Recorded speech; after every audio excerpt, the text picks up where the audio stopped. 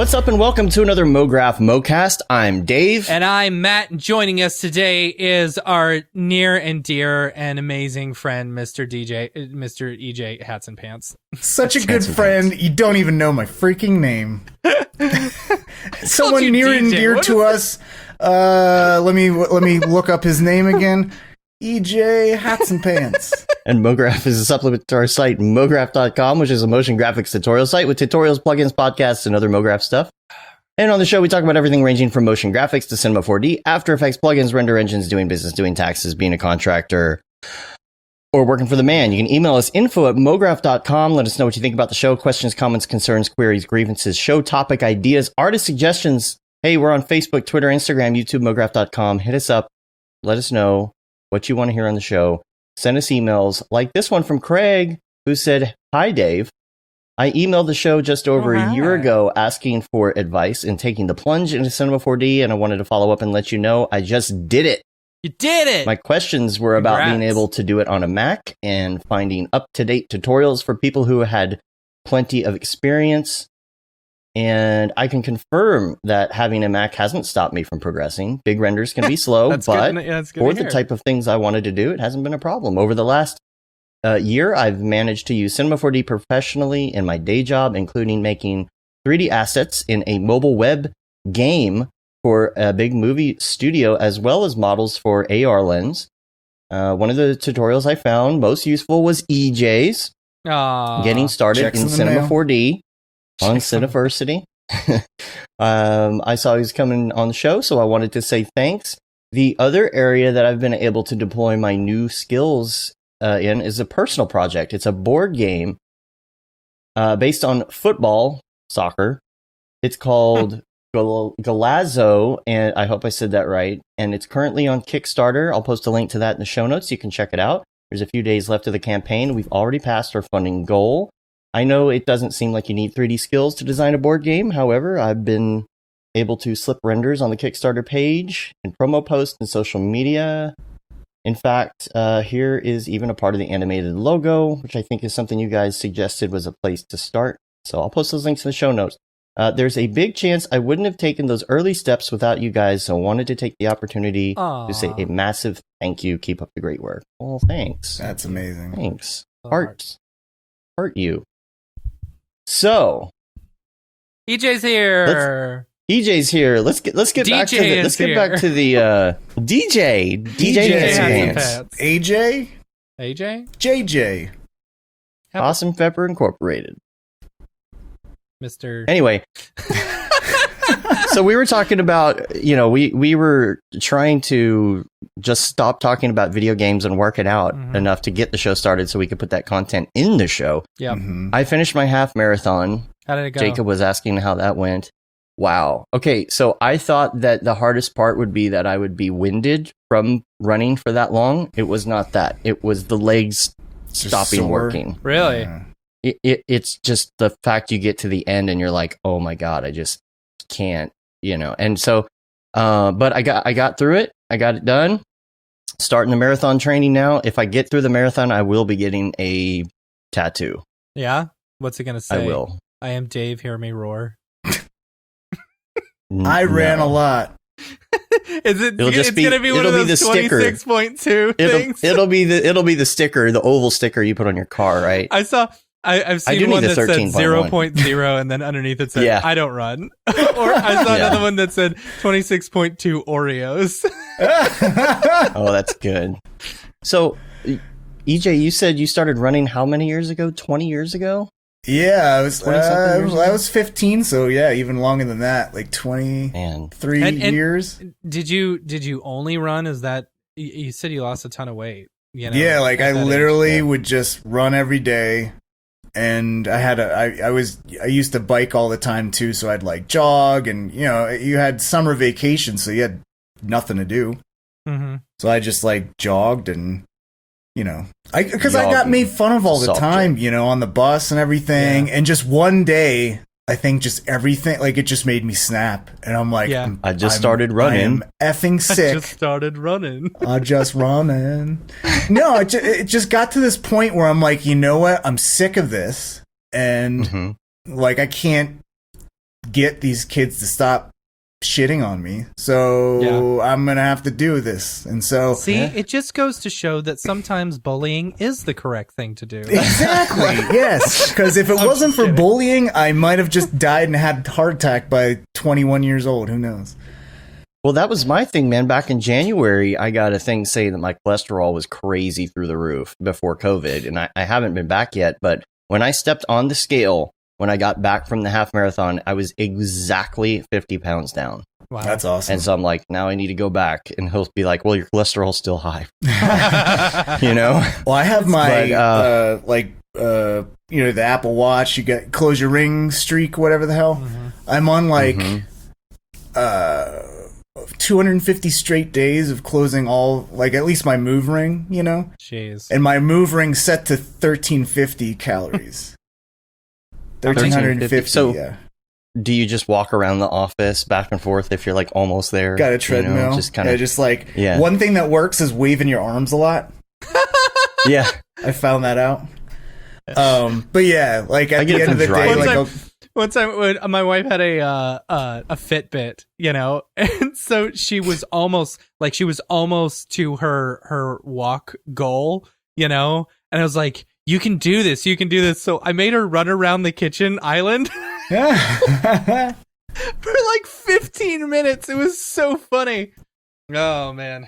But I mean, it works. Gamifying it, you know? Yeah. We need to be Apple Watch buddies so I can, talk shit. Hey, you need to run more, fatty. Here's the thing is that I switched to the Fitbit watch and I haven't looked back.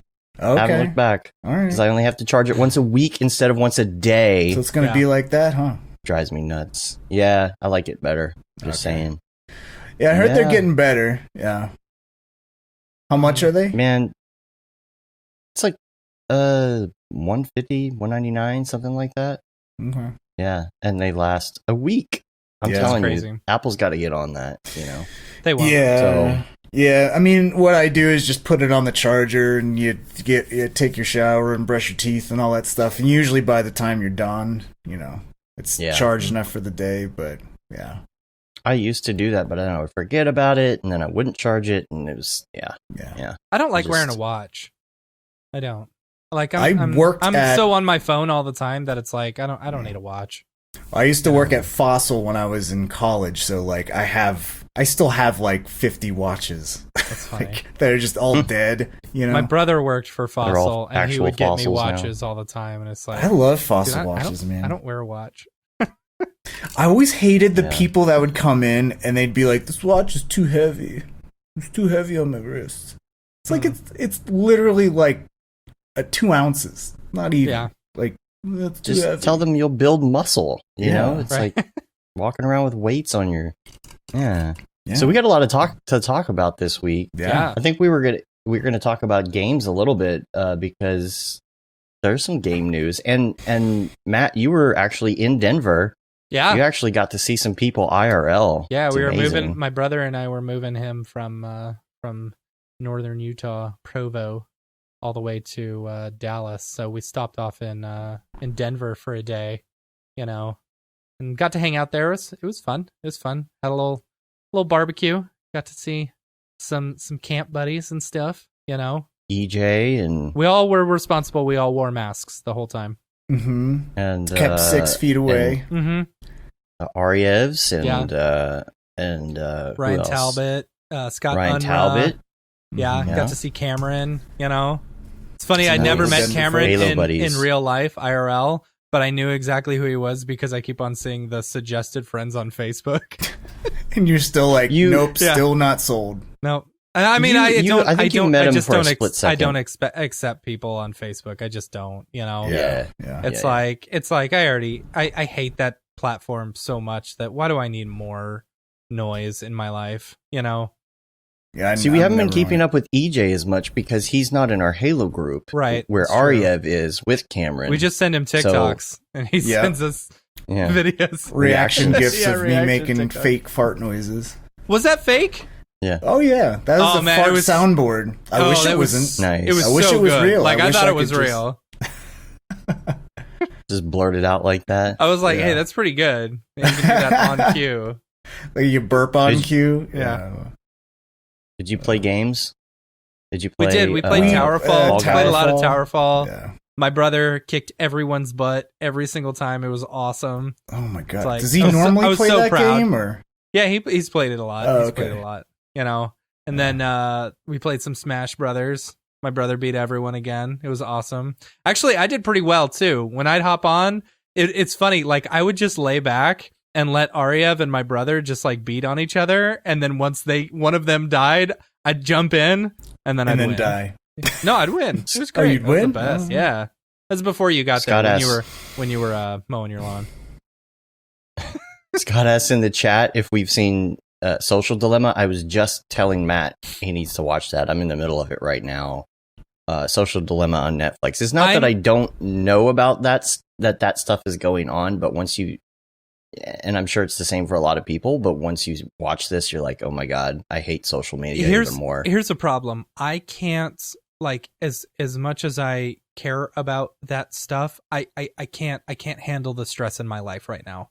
You know, like the amount of anxiety that I have going on just from a day-to-day basis between kids and COVID and, you know, everything. It's like, I don't want to add that much more anxiety onto my life. I would love to see it. Are you okay? You're talking about anxiety from watching it. Yeah. And well, I mean, okay, so that's going to start a chain reaction, right? It's like, they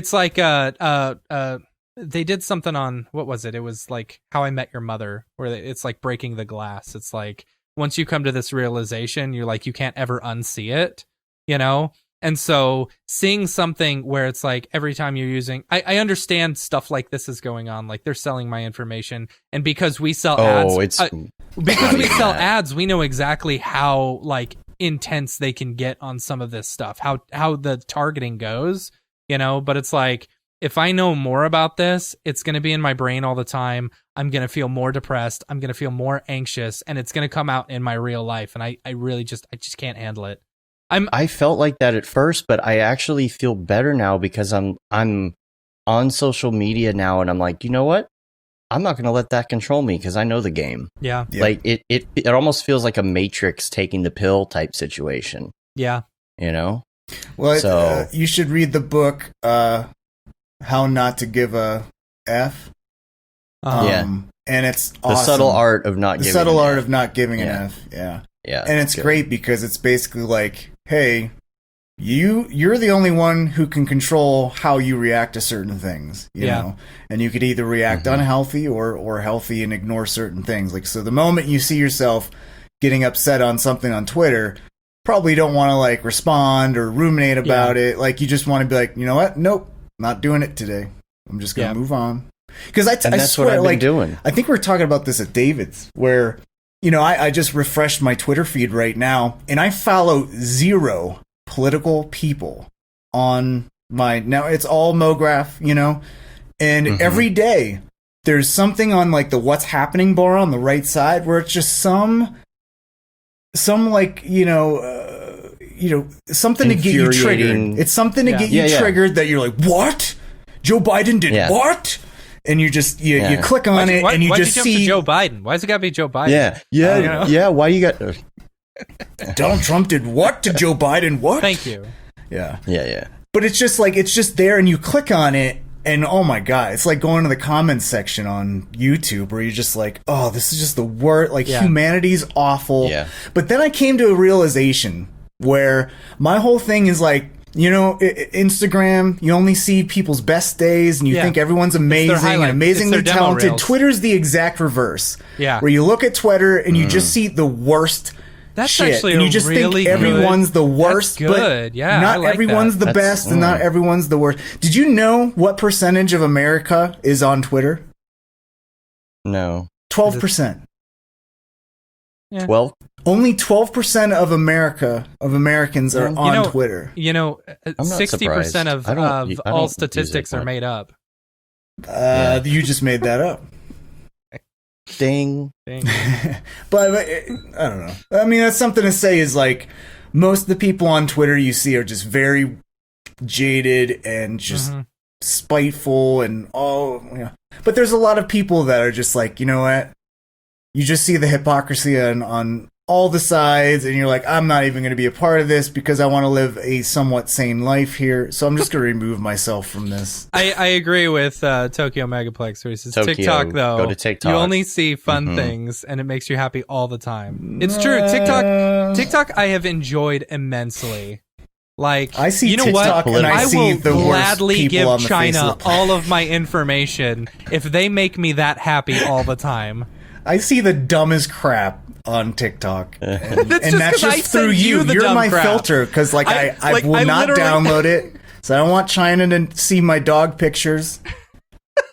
Here's the thing. I only send y'all, like, the really weird stuff. I send y'all and I send Tokyo Megaplex the really weird stuff. And I make sure and send Tokyo Megaplex all the Shrek memes that I find. For some reason, I feel like he enjoys the Shrek memes.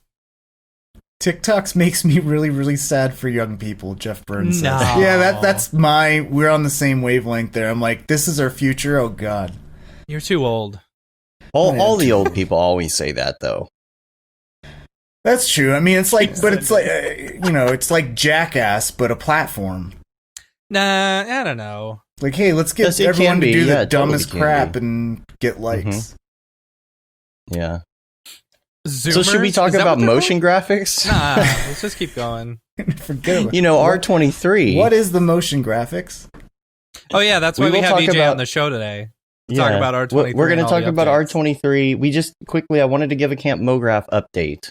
Yes, because this is actually We very got important. something we got to work out. Yeah. Okay, so, About that. yeah, so for those who are unaware, we just got word last week that NAB decided to postpone their April conference, which is normally in April. They postponed it to October, basically the same weekend as Camp Mograph.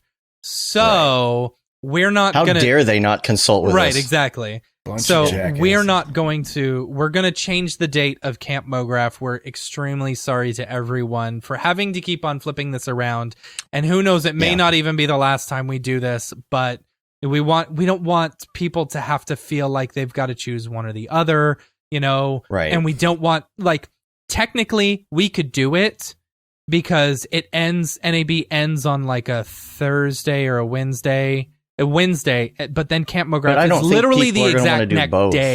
next day. Yeah. Yeah. Yeah. And so it's like to ask people to be away from their families and their jobs for 2 weeks straight is too much to ask, So Yeah. anyway, And we don't have a date yet because we're we- working it out, but we there's a don't. possibility that we could work it out earlier. yes, it could be. So- I'm hoping, I've got my fingers crossed for like mid to late September, but we'll let everyone know. I just emailed the guy and got a word back today. I said, hey, any updates? And because of all the fires in Portland, they have been evacuated. I promise Camp Mograph will still be there.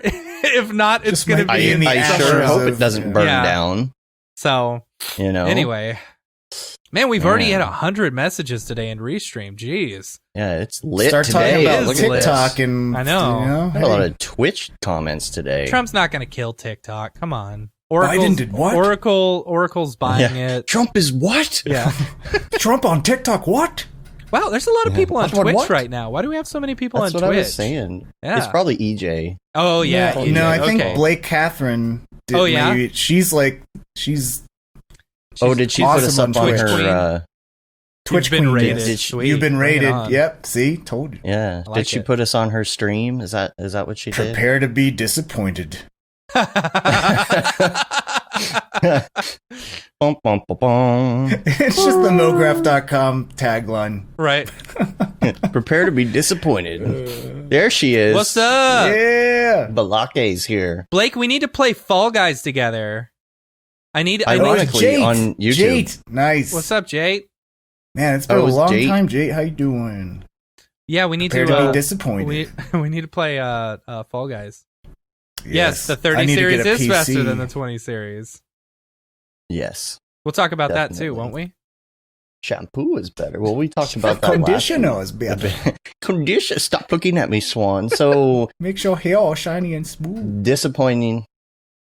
We're disappointing, I know. Disappointed. The Mexican pizza, just as disappointing as Mexican pizza going away. Okay, I worked at my very first job was Taco Bell. I ate everything on that menu except for the Mexican pizza because it's just like it's the worst part of everything. Oh no! Like I hate hard tacos, and all you do it's basically just 2 hard tacos and garbage in the middle. You just disappointed you need a fork so for it. bad, dude. The fact you disappointed the internet, dude. I'm gonna write this on Twitter. I told you the tagline is you're gonna be disappointed. No, the so you want to tell me the Mexican pizza is better than a quesadilla? It's a garbage quesadilla. So good. Yeah, so good. We need to poll the chat, like yes or no. Pizza. You love I the Mexican worked pizza there. or you don't. Yeah, I tried everything. All right, everyone, give me a thumbs up. It. Thumbs up for Mexican pizza. Thumbs down for no Mexican pizza. You know? Don't say anything if you hate Mexican pizza. Okay, and while those are rolling in, I would. you need to. Never mind. That's funny. The C4D character has to be a Mexican pizza now. A Mexican pizza character with eyeballs. Yes, I agree about the cheesy gordita crunch. The cheesy gordita crunch is amazing. Okay.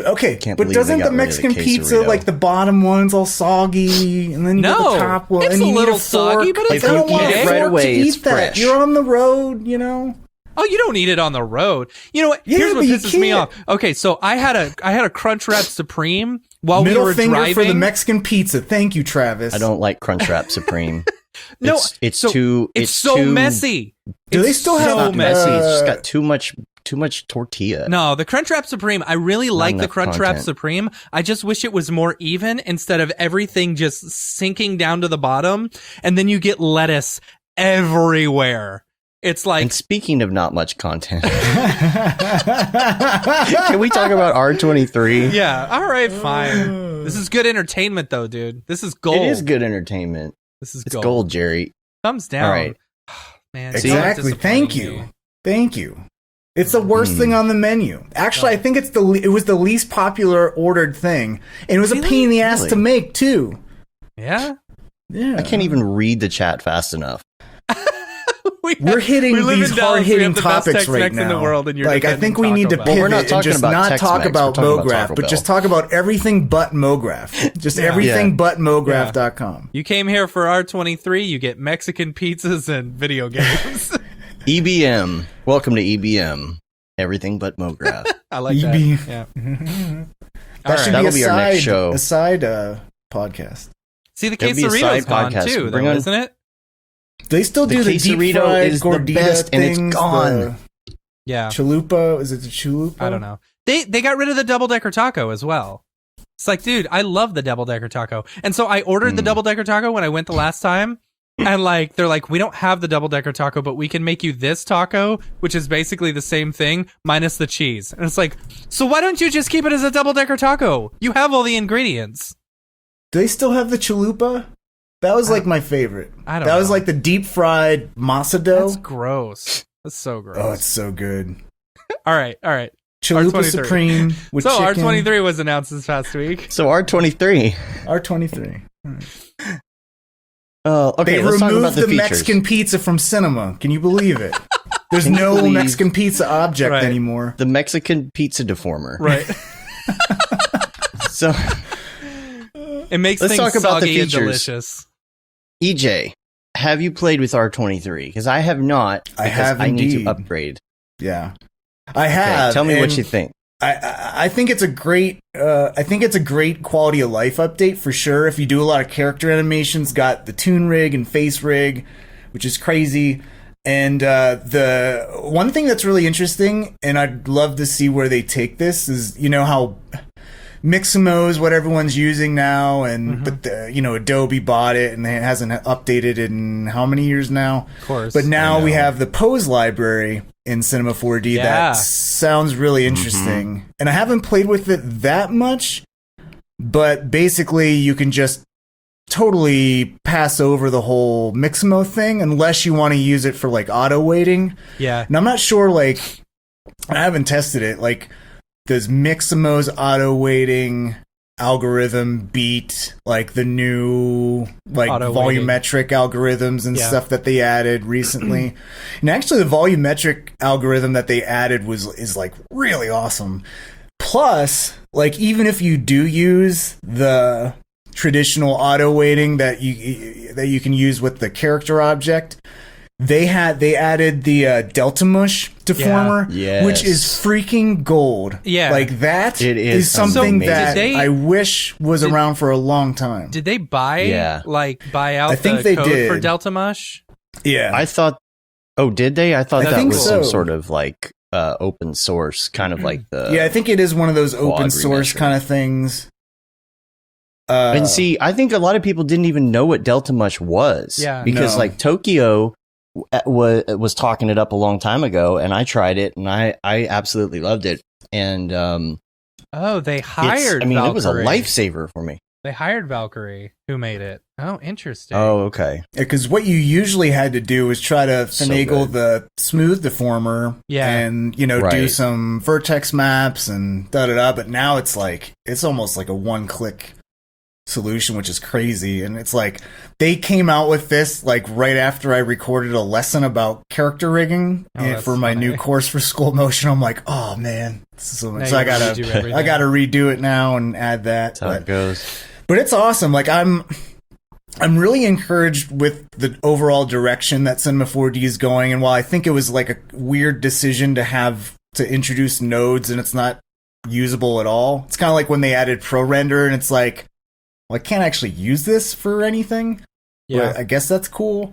I do think that it's awesome that that's the direction they're going. Just the demos of them doing like 5 million clones, and it's like smooth as butter in the viewport. Yeah, the new screen space reflections looks awesome. Like I'm just like, is that going to be the real time solution where it's just like, boop, if you want a game engine looking kind of thing, like it's just your viewport? Yeah, I could see that. What else? With like yesterday I was just playing around. I've been just messing around trying to do some daily type stuff or almost daily, whatever, just trying to get back into cinema because I just have been so busy that I'm only using Cinema when I got to get a client project out and nothing for fun, no experimentation. And I sit down and I've got these little noodly looking things that I made, and I just wanted to throw some bend deformers on them, but I wanted to use a fall off on it. But to use a fall off, you can't do render instances, because it's going to just do the same thing to the one. And man, I only had like a couple hundred of these little noodly things in my viewport, and man, was it bogged down, like crazy bogged down. And I'm like, okay, I want to try and redo this once I get R23 installed and see if I can kind of recreate this with the what is it called, the scene node? Scene nodes. Is that what it's called? Yep. Scene nodes, and see if I could like make this work with that and see what it does. Yeah, because I think that's going to be really cool. I think you can actually rebuild all of that. Like if it's just an object and you throw a deformer on it, I think you can do it. You can definitely clone stuff. Yeah. Tokyo says Delta Mush was made by some researchers at Rhythm and Hues for Life of Pi, he thinks. Cool. So. And so, in combination with like that live viewport and then like what's going on with Octane, man, that stuff is looking so good. That real time brigade stuff. I feel like we're on the cusp of a new like a new thing. Like when GPU rendering came out, when it was introduced in Octane and stuff, it was like, oh, this is new. This is a game changer. And I feel like once they start getting to like full real time and stuff like that, I think Brigade is going to just destroy everything. That's my opinion. Yeah. Or at least create good competition. Good competition, yeah. Some other news about all this is that no updates from Redshift just yet. So we have to still see. There was a R23 update. Yeah. That was just it, so that it's compatible with R23, but nothing as far as like, Redshift RT or something like that. Yeah. So we still have yet to see like on the Mac version as well. Yeah. Yeah. And I think, is Octane still, because I know right now Octane X is only compatible with like the newer Macs, but I did read somewhere that they're going to try to update for older Macs as well. I'm not 100% sure. I don't know if that's going to happen or not. I don't think it will. Yeah. I mean, you need a specific card for it. So I'm curious if you could use your eGPU using one of these cards, you know? Like, or the newer ones? Or like, instead of using an NVIDIA card, using an AMD card, and then being able to use Octane X if you were to upgrade. I know you're stopping from upgrading specifically so that you continue using Octane. Because if I had the AMD card, I might be able to upgrade my OS. Yeah, it's just, you know. Sometime by the end of the year, I'll have a PC, I think. So. Yeah. We shall see. So, are you... Yeah, what's the story on that? What are you going to do? You going to wait for that 3080? You can put the 3090 in there? I don't think you can fit a 3090 in the eGPU, can you? No, in the PC. In the PC you're building. I really haven't. I'm still just finishing up recording my school motion course, so once that's out of the way, then I'm going to start looking into stuff, and that's... the 380s coming out. That's really good timing because it's way cheaper and way faster. And that's kind of the thing where it's like, I remember right before I was going to buy a car, I'm like, I'm just going to keep waiting because the cars are just going to get better and the price is going to be the same. And it's like, but between my Mac Pro came out in 2013. It says in before Breaking Bad in The Wire. That's funny. In before. Sorry, go ahead, EJ. So keep going. You didn't get the new car. No, I did eventually. Like, there's going to be a better Kia. I got the car. Like, my old car was like a 2006 Honda Civic. Mm-hmm. And then like the next car I got was a Subaru Forester, and it has like all the new bells and whistles on it. You can literally like turn on automatic cruise control and it'll adjust the speed based on the car in front of you. And that's cool. It's like, this is nice. This is nice. It's definitely. Yeah, we were talking about upgrading to the 20 series, because we've got secondary computers that, our other one's just on 1080s, old 1080s. So well, I gotta sneeze. Oh gosh. All right, it's gone. And so we were holding off. We're like, we know the 30 series is coming out. Let's just hold off. We'll just hold off. And then it was announced, and it's like those 2070s are faster than a 2080 Ti, like 50% faster. It's like, oh man, I'm so glad we waited. But is that because the whole thing is like, what are the 3080s, right?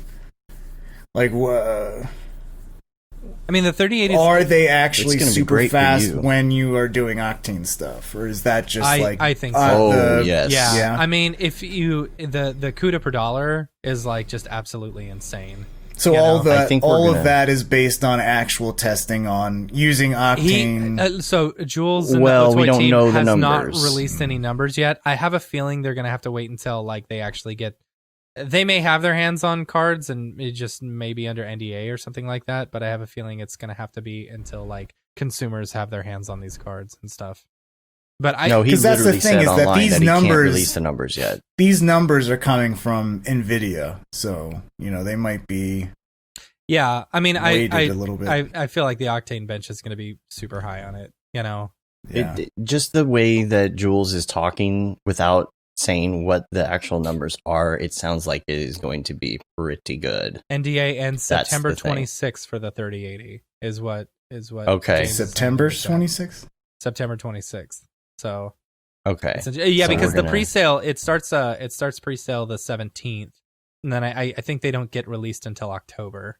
So, do you think it's going to be hard to get those things? Exactly what probably.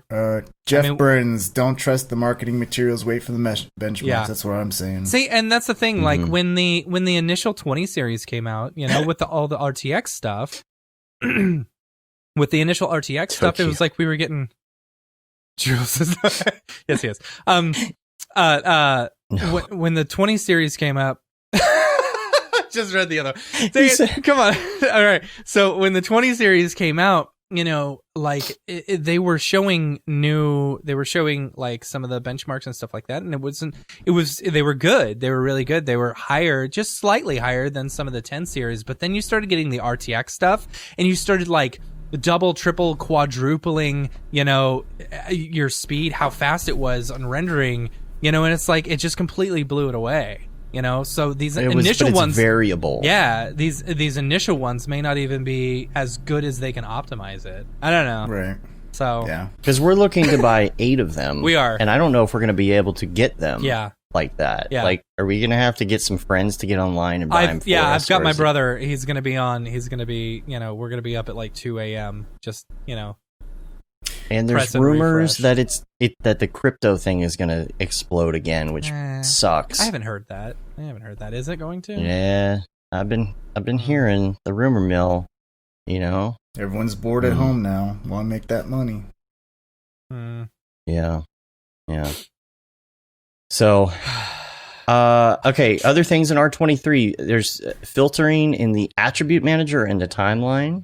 Yeah, like overall, the quality of life stuff is awesome. They have the new object manager where you can actually see where you're placing things in a hierarchy, so you don't have to guess like, oh, this icon, does it mean it's going to be a child of this or a child of that? That's really cool. The auto key workflow is really great. I was going to ask about that. So the auto frame F curve is awesome. You select the F curve and it fills up your timeline view automatically. You can select Does it not do that? Don't you just press H? You don't have to press H anymore. You just click it and it automatically reframes it for you. All right. Automatic project time change. Like, remember how you change the project length and you have to adjust that slider? Mm-hmm. Timeline slider. That's that nice. automatically does it. Which apparently Rick said that was because he saw Chris Schmidt always changing the project length and adjusting that slider. That he's like, well, that's not smart workflow. So I guess that's funny. Thank Chris Schmidt for that.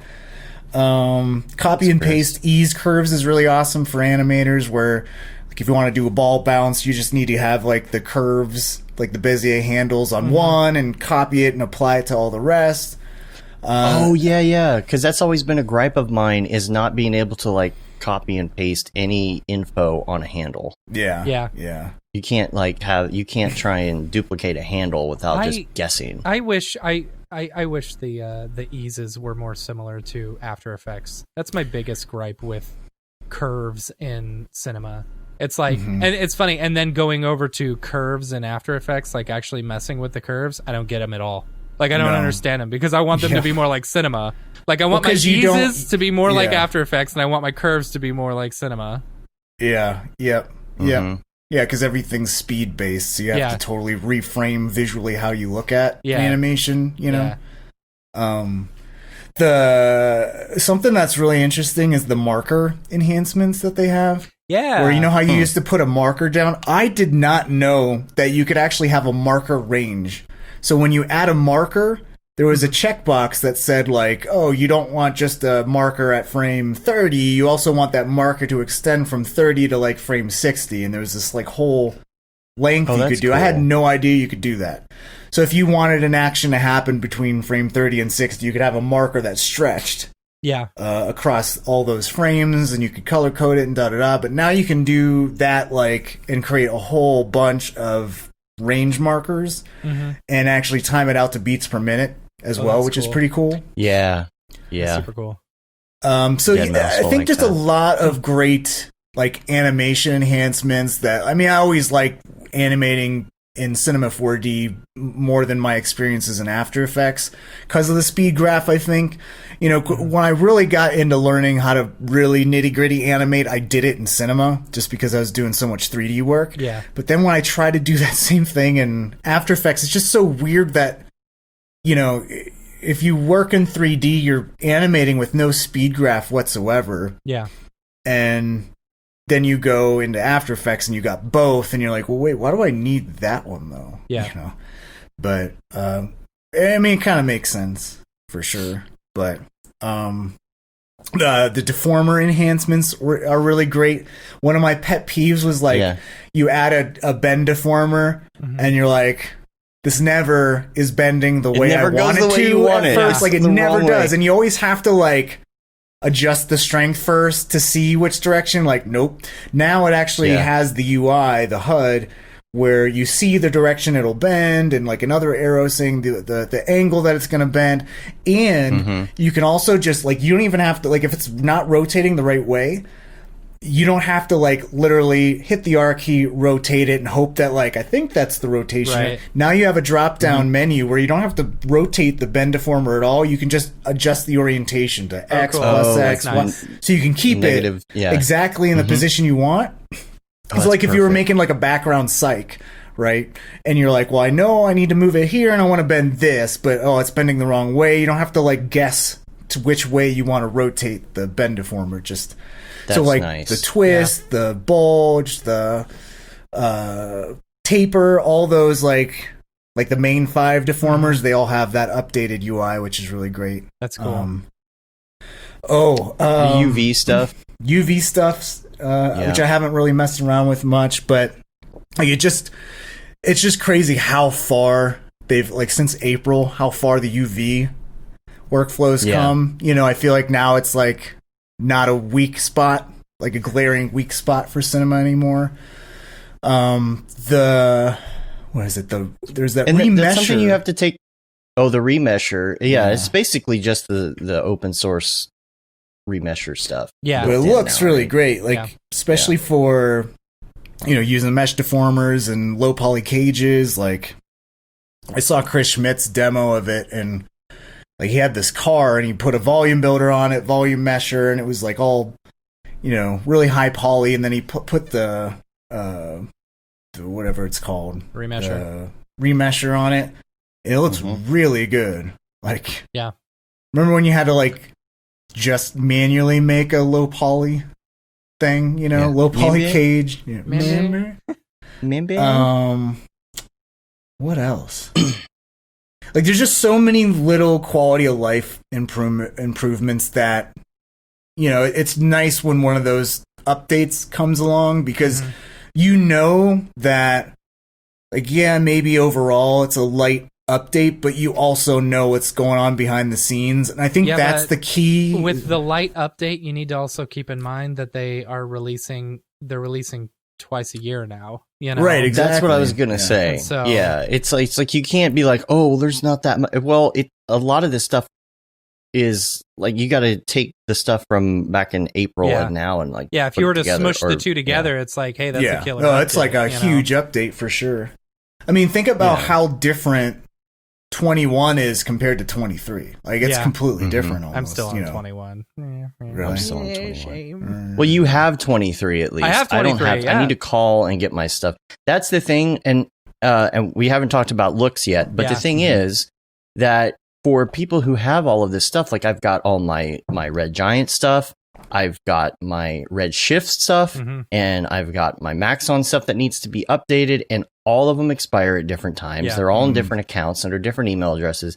You can get all of that stuff kind of like squared away by just calling them. Well, they have the Maxon 1 thing. Yeah, Maxon 1. Maxon 1's the new thing where it's basically it's the subscription for Redshift, Red Giant, and Cinema all in one, which is cool. Yeah.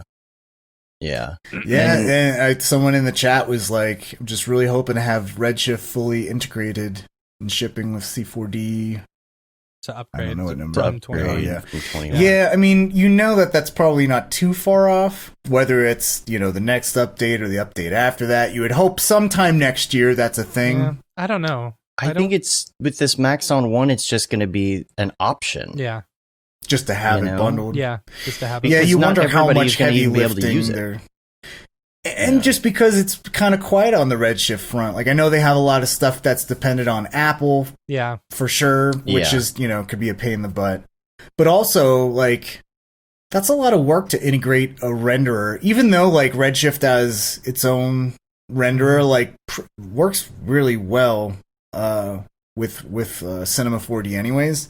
Yeah. Like with the shader workflows and stuff like that. So, I mean, we had those material node updates, which, you know, they haven't been updated this last cycle here. So it's just nice to know the direction that they're going, because you can kind of like you could either like what the updates are or not, but at least if you're like not thrilled, you're like, well, at least I know where this is going and it's promising, you know? Yeah. Well, and they're giving those previews ahead of time on purpose now, because a lot of people ask and they're like, well, can you tell us what's coming? Yeah. And they weren't really giving the especially future when you're roadmap going stuff, to you know how a that is. subscription, you know? Yeah. Or like with After Effects, like I have no idea what they're doing. Yeah. You know, I just keep giving them $60 a month or whatever, and it's like, I don't know where this is going. Yeah. Still, RAM preview doesn't work, and you need more than two frames to play back. It's like at some point, you're gonna. It's like a movie and the sequels, and you're like, I think that is this going somewhere? Like it just doesn't seem to resolve. Yeah. See, I would love to, and this is like a pipe dream probably, but I would love to see. There's such a good 2D workflow in cinema, you know. Mhm. Like how many times have you just been like, I can do this so much easier in cinema than going over to, you know, the what do you call it, truck stop bathroom After Effects, you know? Yeah. I would it's like I would love to see a combination of Super Comp and, you know, cinema put together to where it's like you can basically do all your motion graphics, you know, stuff and your compositing stuff all in one separate package versus having to jump into After Effects. Sorry about that. Yeah. It's like Cinema4D is like Breaking Bad or The Wire, where you know, like at the end of the episode, you're like, ooh, where's this going? But no, it's somewhere good. Yeah. Yeah. You know? Just some That's your random worst references off the top of my head. Why, Hey, do you know James? Why is that Blender's your worst free, though? nightmare? Why is that your worst nightmare? I want to know. Why is that your worst nightmare? Are you talking to me? I'm assuming you're commenting on mine. Anyway. Well, someone just mentioned Arnold. Are people like people you talk to? Or is Arnold a thing? Arnold's still a thing. Here's the thing. Yeah. So we just bought some 32 core Threadrippers that I'm super pumped about getting installed. You know, we've been living off of these 8 core 16 Threadrippers for a while, and you know, I tried out Arnold GPU, but I just didn't feel like it was all there.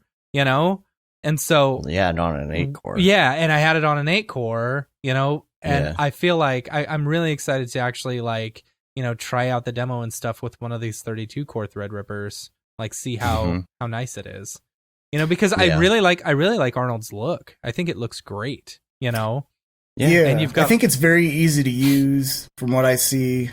I'm asking because like my new course for School Motion, we cover Redshift and Octane. We got David Ariev on some lessons in there. Yeah, and Arnold's one of those things where it's like, I should have had content in the course, which I can always go back and add, but you know, you forget that, you know, the main part of the course is getting people ready for real production. If you want to use Cinema4D, like here's what you need to know to get jobs. Yeah. And part of that is like right from the get-go, we talk about universal render concepts, like what's GI, what's ambient occlusion, what are all these things, and how do they apply to like a workflow that you're coming from, which is probably standard or physical.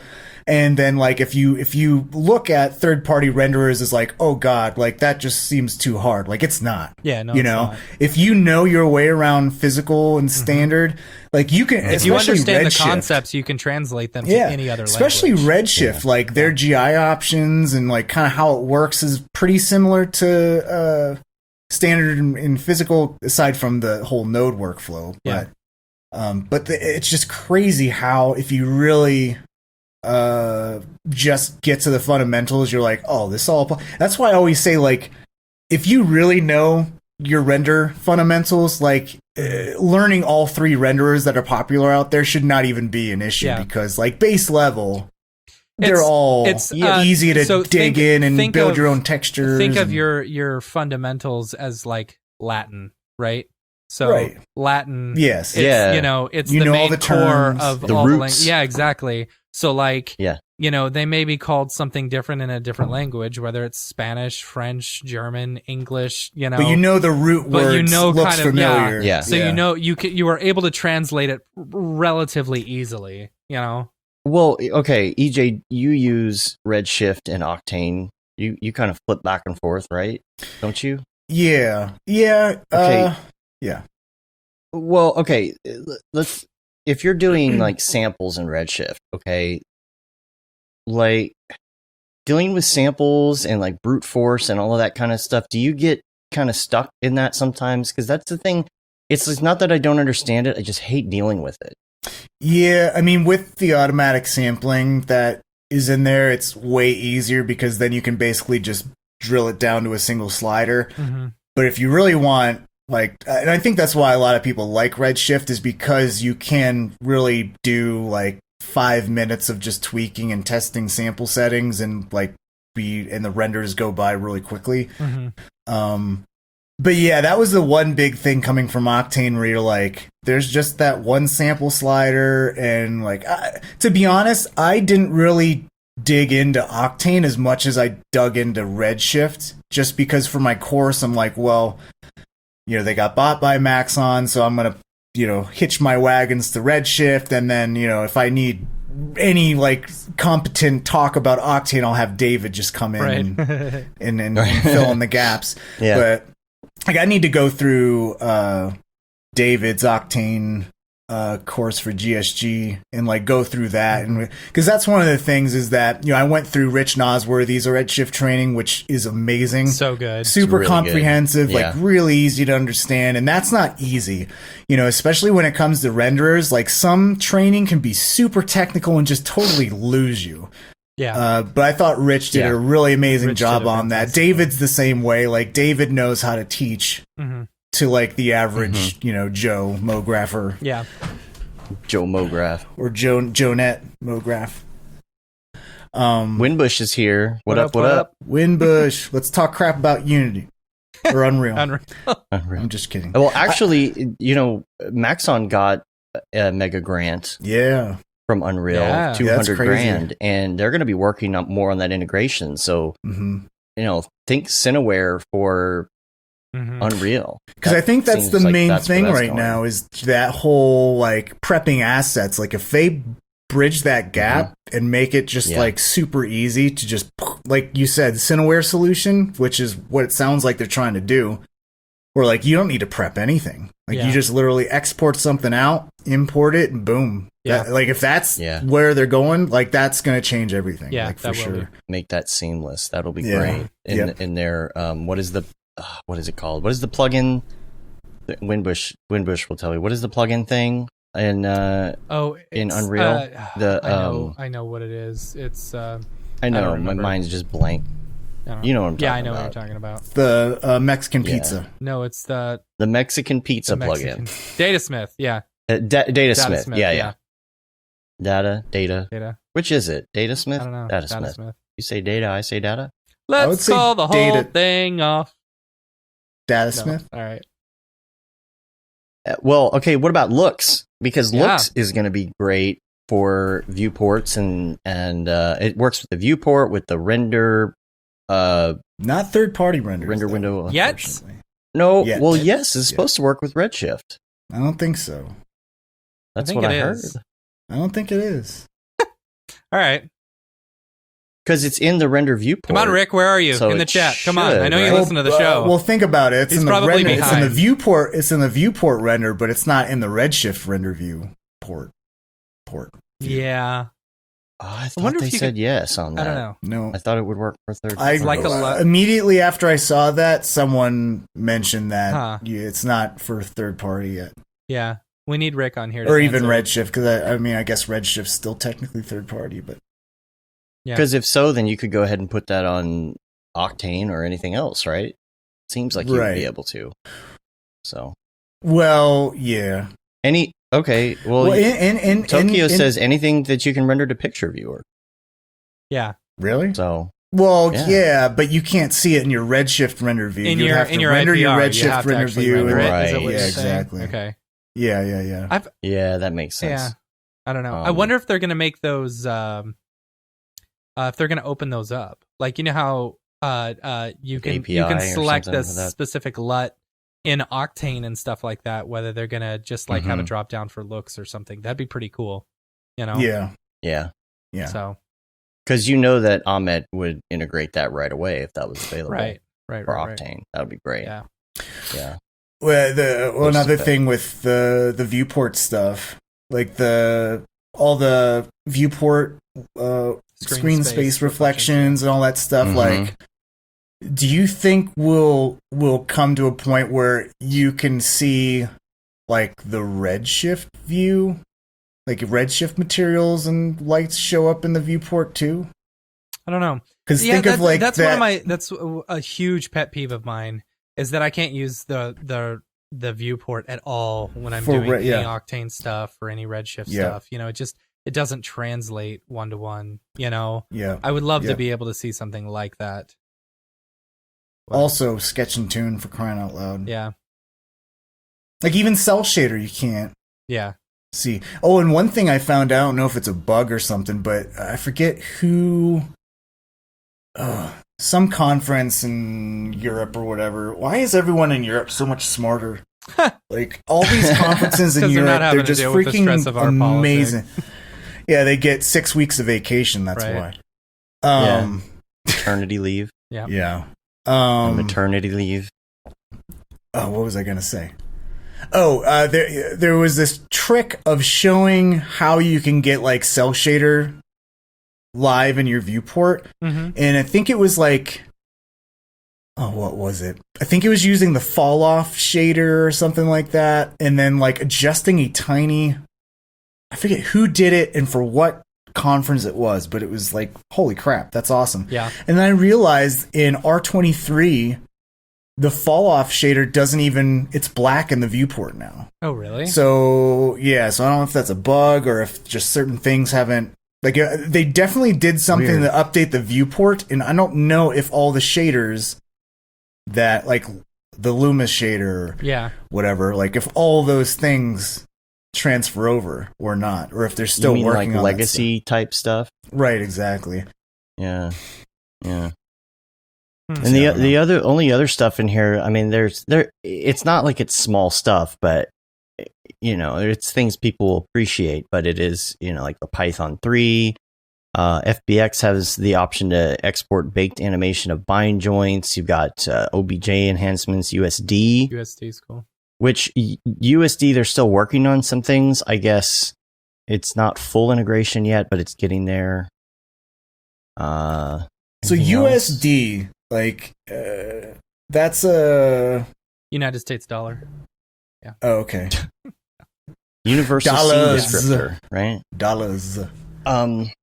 That's like that's something that I don't everyone's with, trying so to work for, like, instead of using FBX, which is janky and loses a lot of information, they're trying to make this universal format that you can easily go from Maya to Cinema, and everything's intact. Oh, to game engines and stuff too, you know. Yeah. Interesting. But I don't know if there's anything else. I think we went through just about everything. Now we can do another hour and a half of people's people. Well, there's the another thing about the character stuff is you can easily, the character solver, you can easily like transfer an animation from one character to another, which is really cool. Yeah, I'm interested to see that. Oh, the pose library. Yeah. That's really cool. That's like, I think of it as like Pose Morph on steroids, where you have this like really cool UI for all your different poses and the strengths, and that looks really great. I gotta shout out Chris Schmidt. Like, he seems to always put out these, like, make sense of all the updates and how you can use them. So like, if you haven't checked that out yet, definitely. Is that on his go to Rocket Lasso? Yeah, and I think he also had a live stream with Rick that I haven't checked out yet. Did that recently.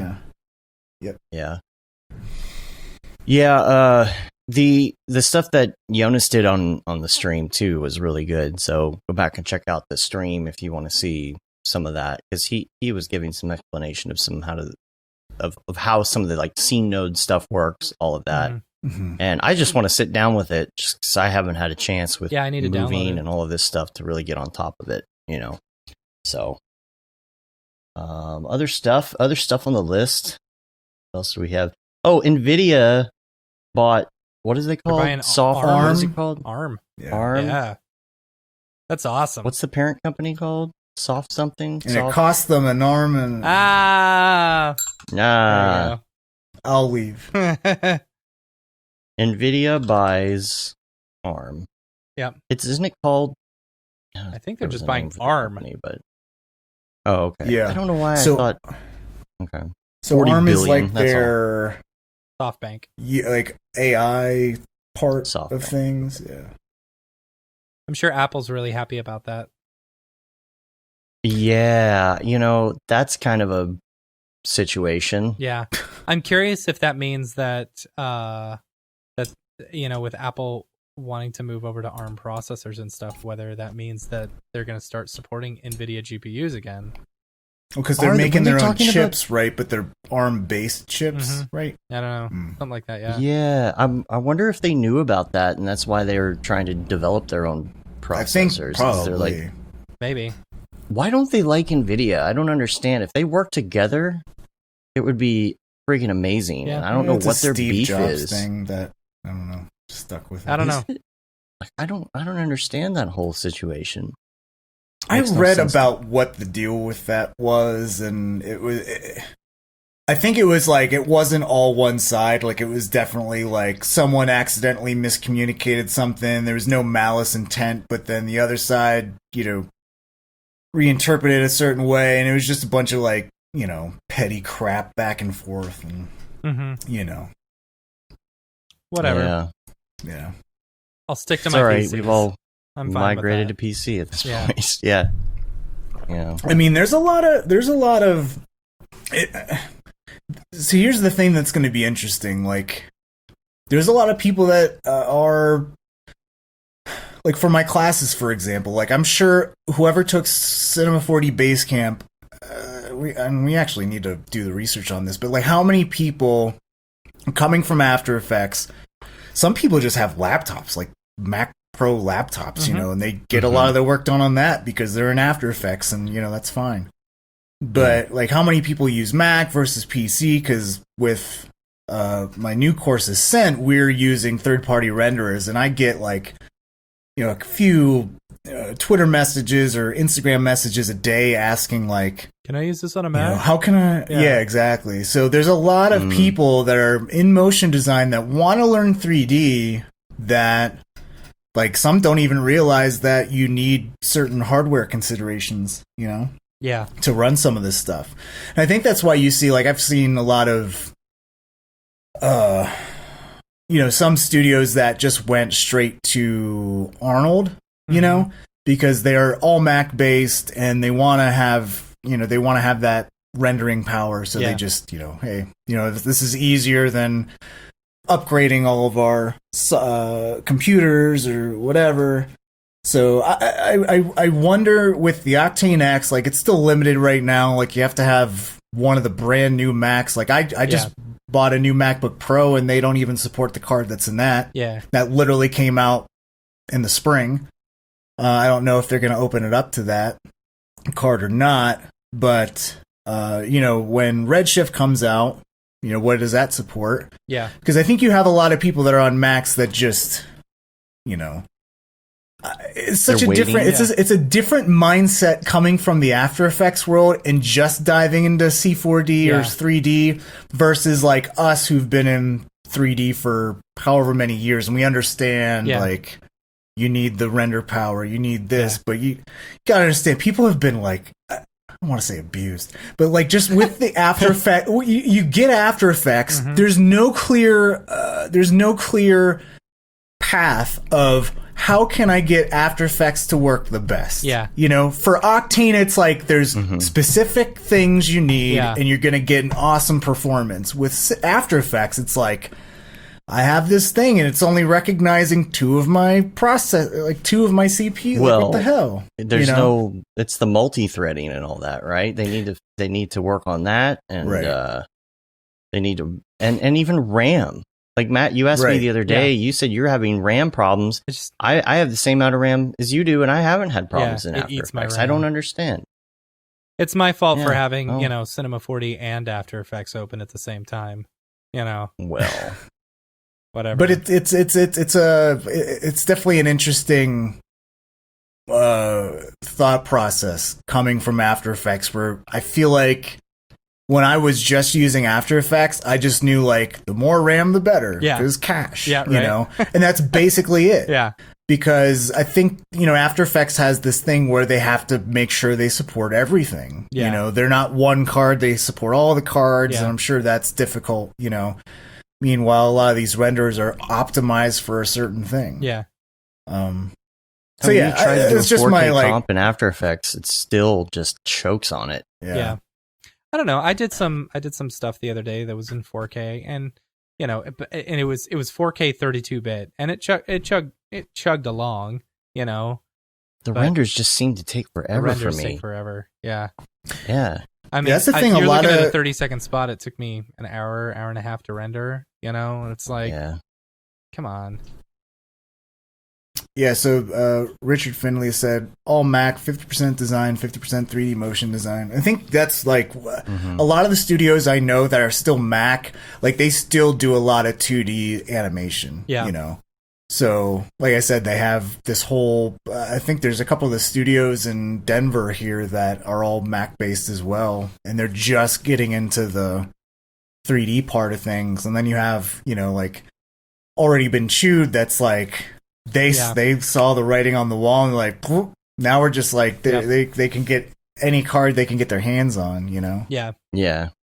But you know, I think it goes to show that how much variety of work is being done in Mograph. Yeah. That, you know, like I'm sitting here with my trash can Mac, and you know it's definitely not ideal. Yeah. But you know, I do.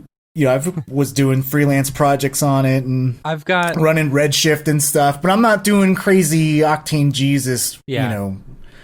Or you're doing a lot of teaching now too, so that it's too, like you're not doing as but much. I still see a lot of people that are, you know, they're doing more illustrative looking animations that have like, you know, like my kind of renders where it's like shiny, like blurred reflection and good lighting, and that's it. Yeah.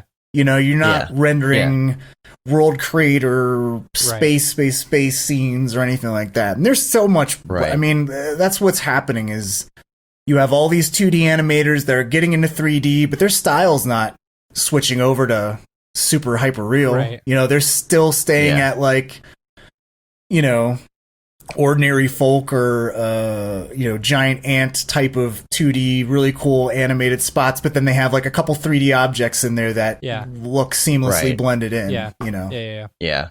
So, and I think you're still going to see a lot of that. So you're seeing like you're seeing this like middle area of like people coming from 2D into 3D, and they, you know, they don't need 5 graphics cards because they're not pushing it that much. I've got an old boss who, you know, we still occasionally do work for, and you know, it's so funny because he went from owning 3 big stores, you know, 3 big studios, you know, around DFW area, to basically him just running everything by himself, you know. And it's like, I was talking to him the other day, I was like, hey, I can build you a computer if you want, it'll be a really fast computer, blah blah blah. He's like, I've been on Craigslist, I've been picking up these Mac minis. He's like, yeah, I keep on buying these Mac minis, you know. I mean, they're all right. It's like, oh man, dude. I was on the Mac Mini buy-up thing like, and he's 6 years ago. And he just doesn't. It's funny. He'll spend like $1,200 on this new like an old used MacBook Pro, you know, or something. But it's like, dude, for the exact same cost, you could go and buy yourself a really nice PC, you know. Stop hurting yourself.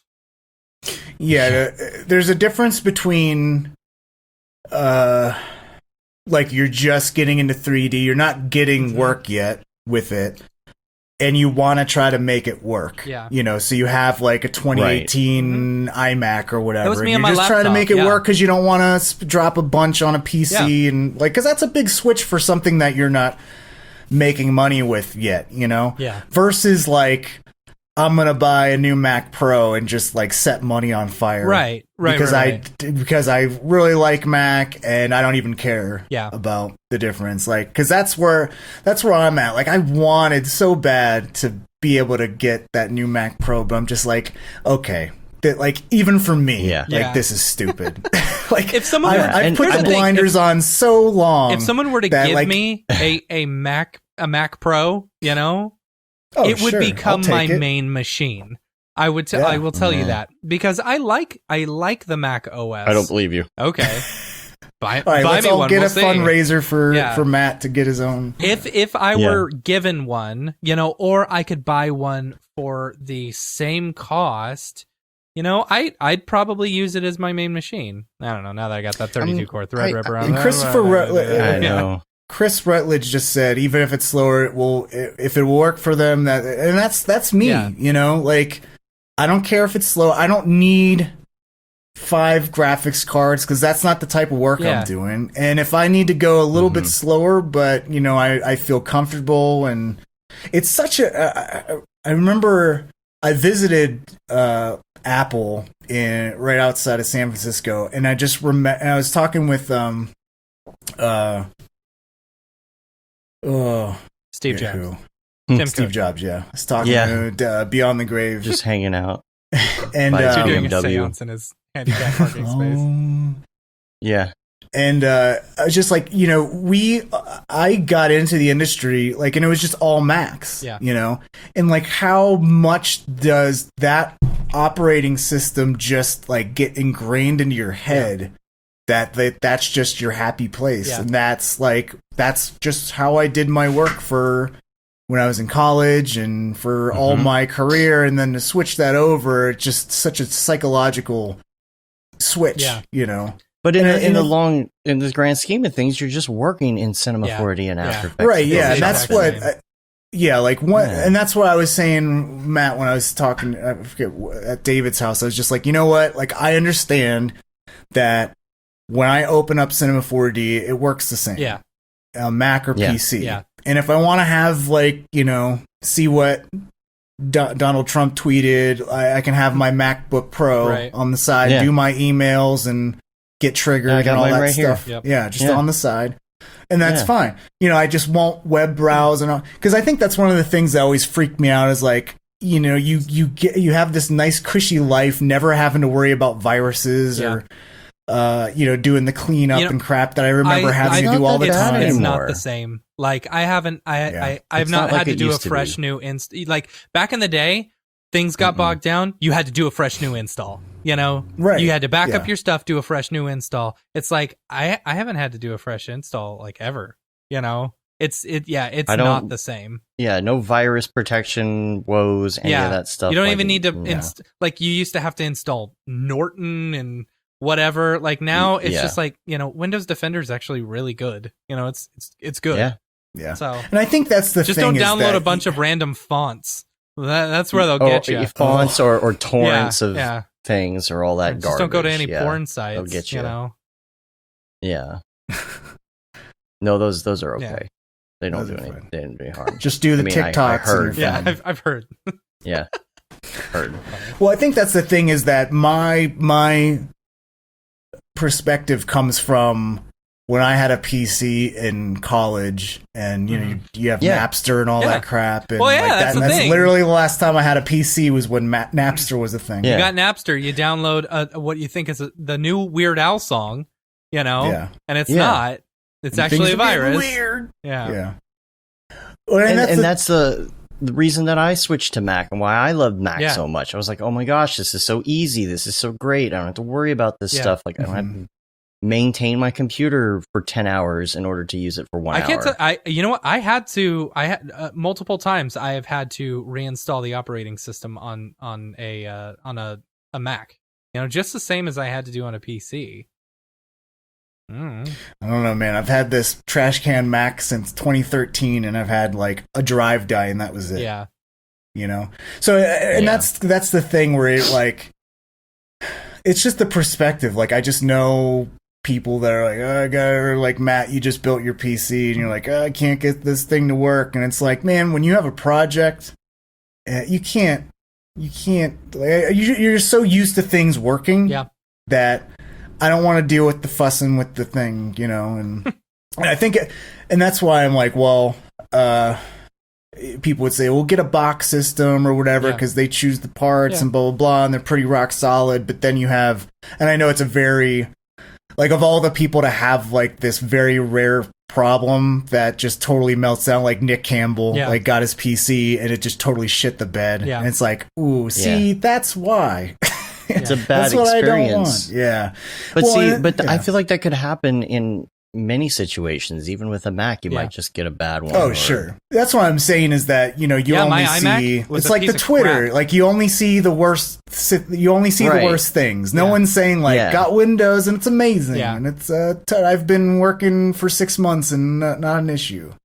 No, the file system management stuff is absolutely terrible. It's complete garbage. Yeah. Right. But you get used to that because all the other stuff works so well. Like, because you can pop in. That's the thing. We're going to buy some new 3080s. Yep. Pop them in there. We're going to, we want to change from 8X Threadripper to the 32. Yep. Okay, bam, put that in there. Yeah. And we're not buying a completely new system or having to migrate or do any of that other stuff. There? You know? There we go. Okay. You froze for a second, Dave. Oh, sorry. No, I know I lost you for a second. Sorry. But yeah, that's kind of my thing is like once I'm done with this course, which will be, by the end of this month, hopefully, I'm going to start, looking at stuff and, it's a good timing too, because the new cards are coming out and all that stuff. But it's also a thing where like, I just am so technologically illiterate compared to like you guys. As far as like 3080, I'll get one of those. Just need us to build you something. You got your support system though. I know, right? Yeah, exactly. That's the thing. When you're moving over or something, I think I hopped over to full-time PC before Dave did. And it's like you have problems. You just hit up the people who know. Right. Yeah. And you're gonna. The hardest part is just gonna be teaching yourself where your finger goes on the keyboard instead of the command hitting control. And I'm telling you, if you just force yourself into it in a week, you'll be fine. Yeah. The muscle memory will just change. It's like when I went from mouse to Wacom, it's like, it's weird the first week, but then you're like, why did I ever use a mouse? Yeah. So it's just one of those things where, if it doesn't work out, I probably didn't spend a lot of money on that PC anyways. Yeah. And if Apple comes out with something cool that's, not just, a pile of money on fire, then, I can always go back or whatever. And, maybe I can use my graphics cards on that too. Who knows? Yeah. Yeah. Probably not, but, You could use them to build a little render node or something. Yeah. Well, that's why, I have my 1080 sitting right here, working on the Mac, so I can, if I get a PC, I can plug that in somewhere and just add extra power, Yeah. So I got some links for you. It's just one of those things that the PC stuff, and, someone said once, if you're in motion design and you don't know crap about building a PC, then, you're not a real motion designer. That's not true. What? No. No. I didn't get into motion design to build a freaking PC. I enjoy building computers. It's that's fun for me. Well, it's you're not a real video gamer unless you build your own gaming. No way. It's so funny. Thing. You say that, but or people say that, but I went. My younger brother, he spends an unhealthy amount of time in front of his computer playing video games, right? And I went up to him and I said, because he had just bought a new system, it was just one of those ones that you just buy off of the website and then, you buy it. And I said, what graphics card are you running? I don't know. What's your processor? I don't know. Yeah. It's like, I don't know. It's they don't necessarily care, Well, here's the thing, I would, the video game example, I would rather be playing video games than building something that helps me play video games. I would rather be making stuff in Cinema 4D than building something that helps me make something in Cinema 4D. Right. There's I bought a car and I can put gas in it, and that's all I want to need to do, There is something that's a little bit fulfilling though, just when you do it yourself, because you kind of feel like you've accomplished something that you really feel like you have an understanding of what's under the hood. That is for sure. That is for sure. I know it's kind of fun. I know all three of my builds that I have made inside and out. I know them very well. And you get to those the end and you're like, likes on Instagram building PCs though. What? Said you can't get those dope ass lights on Instagram building PCs though. For the grams. unless you post a picture of it.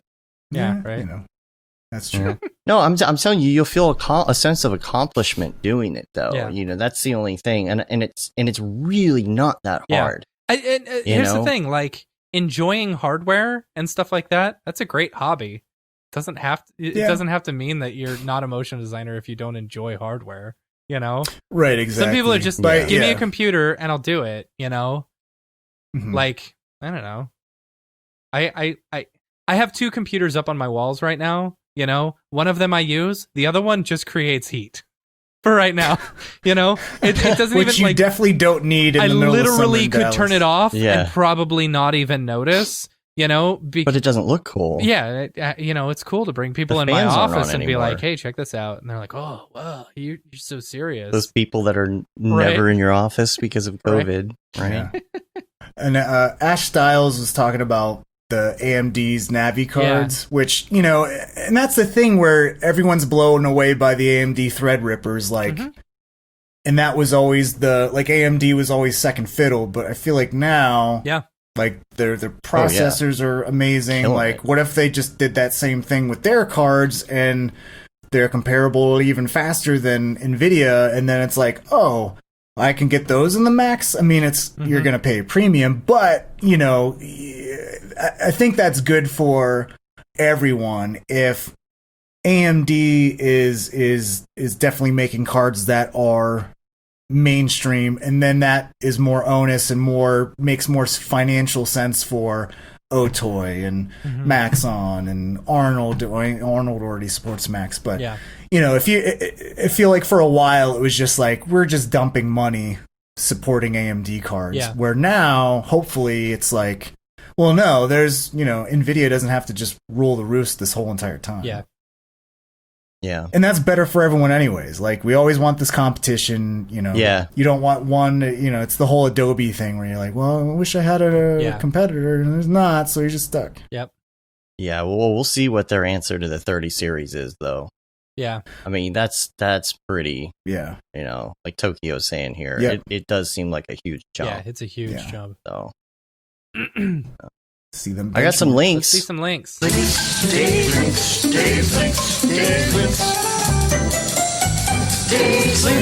Dave's links. I was going to mention the short called "The Artist" that John Ardeman. I hope I pronounced that. I still can't pronounce that right. Did for showing off these character tools. So in good. Cinema4D. It was so Man, if you haven't good. seen it yet, definitely go check it out on their YouTube channel. It's so amazing. Yeah, I really very, very well done. I really enjoyed this as I was watching the Maxon live stream, just like seeing all this and like you know, for the longest time, a lot of the stuff that Maxon was showing off was just all these like, you know, it was Mograph stuff, it was motion graphics, it was news, it was, you know, whatever. But it's so cool to see all these new like full on character stuff nowadays, you know? Like I love it. I absolutely love it. Made EJ mad. He left. I guess no. Did EJ go mow his lawn again? Man, that was a quick takeoff. I hope nothing's wrong. No, he's fine. He had to go to the bathroom. Is that just your guess? No, he or- texted me. He put it in that's our funny. chat. Our chat. You didn't see it. It's fine.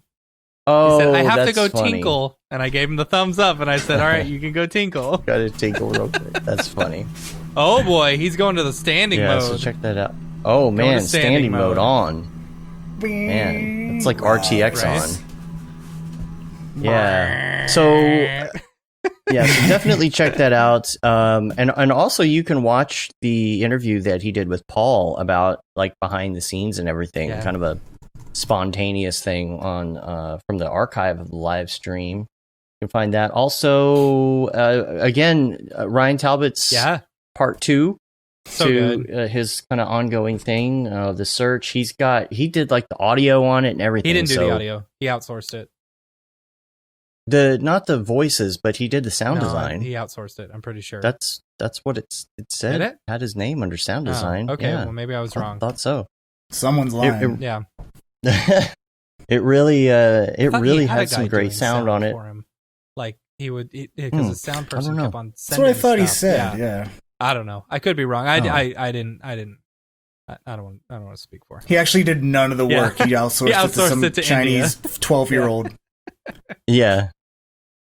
Then also, I don't know if Winbush is still in here, but he was on Don Allen's. Oh, there he is, right there. He was on Don's podcasts, Rethink Reality. That title of the episode was "Keep Up with Creative AI," so make sure you go check that out. That was a good discussion. And if you were watching the NVIDIA announcements, they showed off that marbles game. And talk about like the real time. Yeah, it looks awesome. Yeah, and so the platform they're using for that is something called Omniverse, and I don't really know like that much information about it, but or how this works or anything. But there's an Omniverse marbles example of like how it works. You can move things around and all that kind of stuff. And so also. Chris Varanos, who's on the show a while back, he posted a link on Twitter, so you can now export a mesh from Lockdown in After Effects to a Limbic format. So those meshes that you come up with, you can bring that mesh now into like Cinema4D and do stuff like that. So that's fun. And then EJ, you got a link here too. Tell us about this link here. Yeah, so this is really tough news, but Alan Lassiter, who's done a ton of work in the motion design industry and just really humble, amazingly talented guy, he's like in his 30s and he suffered a stroke. Apparently he's doing good, but he's on the road to recovery. He's a freelancer, so imagine like you don't have health insurance, you don't have paid time off. So it's awesome that he's already blown past his goal, but if you have anything, any kind of change, throw it at their family, because I'm sure they're going through tough times. And like, man, you're in your 30s and you're in this industry and you're having a stroke. Something's got to change about this industry, man. Yeah, you shouldn't be having a stroke or stressing yourself out that much in this industry. That's a whole nother story, but terrible, man, but hopefully support our fellow he's going to be all right. And, get them to a point where they can. Yeah. Well, I mean, it doesn't really say like the cause of it or anything, but a lot of people do have strokes from a lot of sitting and stuff. I mean, a lot of people who work computers and stuff. And my uncle passed away from a pulmonary embolism, and he was in his 40s. Passed away. Dave, isn't that what you had? I've had 2 pulmonary embolisms. Yeah, I really lucked out. But my uncle was a freelancer. He freelanced motion design. He was a art director at ABC in Manhattan, and stress is it's a thing. It's the stress, but it's just a lot of sitting. Well, sedentary. Yeah, get that standing desk. Get the standing desk. Go run. Go run. Stop trying to convince me to run. We should do. You guys should do a community. Like a 5K or something. Yeah, like a 5K. Like instead, Mograph 5K. Mograph 5K or like couch to MoFit. You could do a Mograph 5K 10 or Mograph. Take a That's Mograph what you just did a minute ago. Mograph 5K. Mograph, you're gonna be seriously disappointed. It'll be fun, like especially now. I was football just came back, this weekend, which is great. And one of the coaches was saying something about, usually I don't give much whatever to coaches and football and whatever, but there's like, we want to come out of this COVID thing better than we entered it. And I was like, that's a good mindset to be, especially because Dave definitely has. Yeah, I mean, that's the thing. Like, you have time. You have time to reflect on your decisions. You have time to see, like, you're stuck inside all day. So whatever's going wrong with your life, like, it's front and center. Yeah. Like, and it's like, I'm telling you, like, they're saying, like, how's the economy going to do? It's like, well, this is the point where you rip up the carpet and see how good your floorboards are and see if there's any rot. And I feel like that's a good metaphor for, like, your life. Yeah. Like, this tests whether, what's going on in your life, because you have no distractions anymore. I mean, you do, but way less than you had before. You do, but everybody talks about getting back to normal, getting back to normal. Do we really want to get back to normal, or do we want to get back to better? Yeah, because that's the thing. Again, I don't think anybody really likes running, but go, like, do couch to 5K, where it makes you start out by, you're going to jog for a minute, and then you're going to walk for 3 minutes, and then you're going to jog for a minute and walk for 3 minutes, and then you're going to go home. It literally takes you 25 minutes the first day, and all you're doing is getting out for a minute. You're getting some air. You're thinking. You're able to sit and have all of those thoughts that you used to have when you were like driving and stuff. And you're getting the stress out. I'm telling you, or bike, whatever it is. I'm not a runner, but here I am now. So, like, just try something try something different. I'm telling you, it's going to help clear your mind, and it's going to make you healthier, because there's nothing worse than like getting to the point where I was 6 months ago, where I just I was just so busy. I hadn't done anything. I hadn't done any exercise in like 3 years all of a sudden. And I'm like, well, I used to exercise. What happened? And then I get a note you don't want to wait till you get a note from your doctor saying that you're in bad health or something's beyond recovery or something like that. But it's a good wake-up call, Yeah. No, my pulmonary embolism was not from sitting. My pulmonary embolism was actually from a medical mistake. Yeah. But a botched IV, but for a botched IV, but then I had like another one and later, and nobody knows why. Nobody could figure out why. So something happened after that point. But again, like, just go get out there. Well, even just a walk, like, I see people in my neighborhood that I've never seen before, just because everyone's getting out more, And that's a great time to build a habit. Like, I started doing little midday walks and jogs that I used to just do at the end of the day, just because, it's a weird psychological thing when you work from home, where you're like, typically I wouldn't go anywhere anyways, but now you can't, and you're like, I want to go somewhere. I want to get out. I want to go all these places. I'm more of the I want to go on vacation, because that's always the thing with me, is like, I always had that next thing to look forward to, Like right now, the only thing I have to look forward to is COVID ending, is the vaccine. Well, that's the thing, is that you would have these milestones that you don't have anymore. Yeah. And I don't know, and I've talked to a lot of people, just like my neighbors and stuff, that aren't even in motion design, but they're all working from home now, and they're working way more than they used to, just because it's like, well, I could stop working, but, I got shit to do, and like, I got nothing better to do, so I'm just going to keep working. And that's just like a bad cycle to get into, because I feel like, I used to be done at 6:30. Now I feel like I'm getting done at 8 instead, or 8:30. And it's like, but you don't have to feel bad about not working specifically between certain hours. And it's something I still can't get over. And when I started running, it was cooler weather. Of course, I could go at 2 or 3 in the afternoon and run, come back, reset. And that felt great. Of course, with it being hot, you have to wait till it's dark to go running.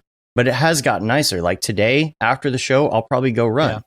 It's only 80-something degrees. I can do that. And it's starting this new program is very quick runs. It's more about going faster than it is going further. So it's not going the distance, it's going for speed. So I have to mention that every time. So I'm going to try and get back in that as the fall comes, to where I'm taking a break in the middle of the day. It doesn't matter that it's 2:00. Who cares? Everything's different now. Let's change the mentality now that we're going back to quote unquote normal. We're going to better. Walk out the door. And that's the thing about running too, or maybe even like cycling would be kind of that too, is all you do is you put your shoes on and you go out the front door for 30 minutes and you come back. You don't have to go to the gym. You don't have to drive anywhere. You don't want to go to the gym now anyway. Yeah. But that's the thing, right? Is like, if you were afraid of the gym because like, I'm a fat slob, but I don't want to, be around all these hard bodies, being outside is the best thing. Yeah. Yeah. So, people get dogs, and then you're forced to go outside for walks, which is always good. A good routine to have too, and just creatively too. Like there's been so many times where I would be in the workday, and I'm like, you know what? I'm trying to come up with this idea for this project or whatever, and just nothing's coming. I'm clicking on all the crap on Pinterest and. And then I go and I'm just like, you know what? I'm frustrated. It's already 8:00. I'm going to go. I'm done. Pencils down. I'm going to go jog. And then like literally in the middle of my jog, not even thinking of anything. Oh my God, this is a great idea. Yeah. I stop. I have my notes app on my phone. I'll tell you what, all of my ideas come when I'm listening to a podcast and something they say on the podcast triggers something, it's amazing. Yeah. Yeah. Yeah, there's this weird thing. I mean, it's just same as driving sometimes, where your thoughts are moving, but that's a great way to pass the time while you're exercising, is just by thinking. Yeah. Yep. So yeah. I used to, for the longest time, my wife was just like, "Why don't you listen to music or anything?" Like, I can't do that. I'd get bored, and I'm like, my mind just, I don't know, just shuts off, and I just Wait, but now I listen to podcasts now, while you run, or while not yours, but Are you talking about when you're running though, or when you're working? I can't. If I put a podcast on while I'm working, I couldn't tell you a damn thing they talked about. That's funny. I just can listen to music, but I can't pay attention to podcasts. So when I want, that's the only time I listen to podcasts is when I jog. Because even when I'm jogging, sometimes I just like space out, and I'm like, what? What are they talking about now? Like, I don't even know. I tried one time to listen to podcasts while I was running. I couldn't do it. It has to be music for me. That's interesting. Yeah. Why is that? I gotta get that BPM going and go to the beat, and it just makes me feel good. There's something about it's just unsettling when I'm trying to run real hard and listen to other people. Oh yeah, if you want to like keep a good pace, like my mile per minute like goes way down if I'm listening to a podcast, because then I'm just like leisurely jogging. Or yogging, as some people say, and soft J. But I definitely see that if you want to do like, sprint intervals, like podcasts, listen to people talk is not the most sprintervals. Welcome to this week's podcast. Just listen, put on the George or Michael McDonald, and just go. How they gonna know what to say? You got to sprint. Now he's running down the street. Then he's going down. Yep. And he's gonna eat the apple. That's not Michael McDonald. Referencing our earlier what's his conversation. Name? Randy Newman. I love LA. We love it. You know what's a great way to not have to listen to podcasts or music while you're running?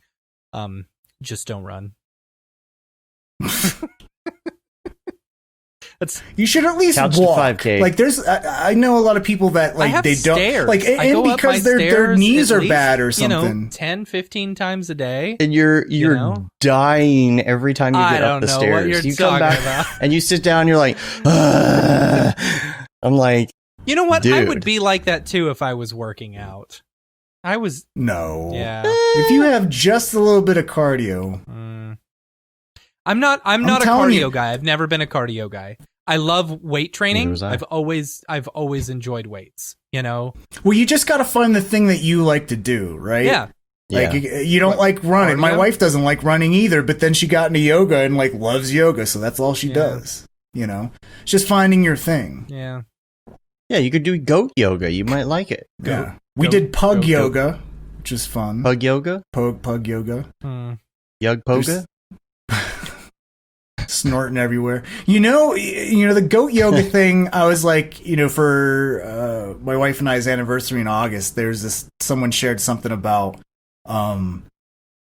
there's this goat yoga thing on the Airbnb experiences, blah, blah, blah. And then you watch the video, and it just looks like no fun whatsoever. There's poop everywhere. The goats are on the person's back, and they're just like jumping around. And you know how goats just are randomly just jump and go. So like there's that, and it's like They have horns. You know, you're downward dog and you get a poke in the eye. I don't know. Or a poke somewhere else. It just doesn't look like, it's just poop everywhere. I'd be worried about the humping. The humping? You know, a downward dog and all of a sudden, I don't know. Maybe, I mean, I'm sure at some point they do. They still exist. I've wanted to go for a while. I would say with the pug yoga, that's more of an issue. Humping. It's true. Wait, because of the humping? They'll hump anything. Like so, it's like I'm just desperate for affection right now. Gotta go do some yoga. TikTok can't fill all those needs. All right. Are we out of stuff? Are we out? Are we done? Is that it? Does anybody have any questions in the audience? We haven't talked about Cobra Kai. Cobra Kai is so good. We haven't talked about Cobra Netflix. Kai. Is it? Yeah, it's really good. It's, I don't know. No, keep going. Come on, Kevin. Come on, Kevin. The writing's bad. Here's the thing. Have you even watched a show in the 80s? All the writing was bad. All of it was bad. See, this is the thing though. But this show is taking like, all of the original tropes of Karate Kid and like redoing them, but in a shittier way, in a more stretched out way. It's so good.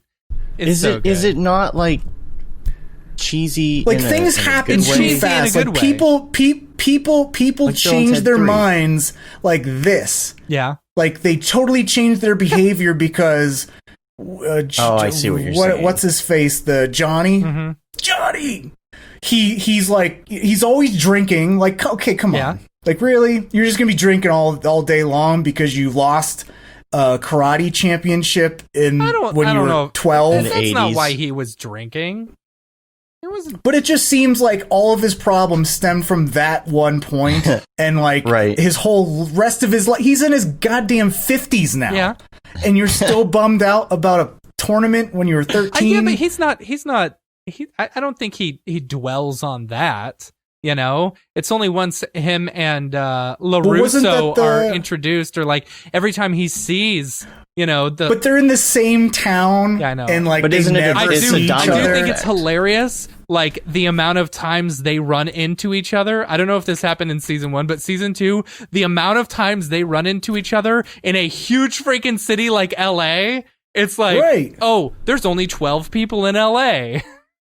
It's like me running into Matt randomly at the supermarket. It's never going to happen.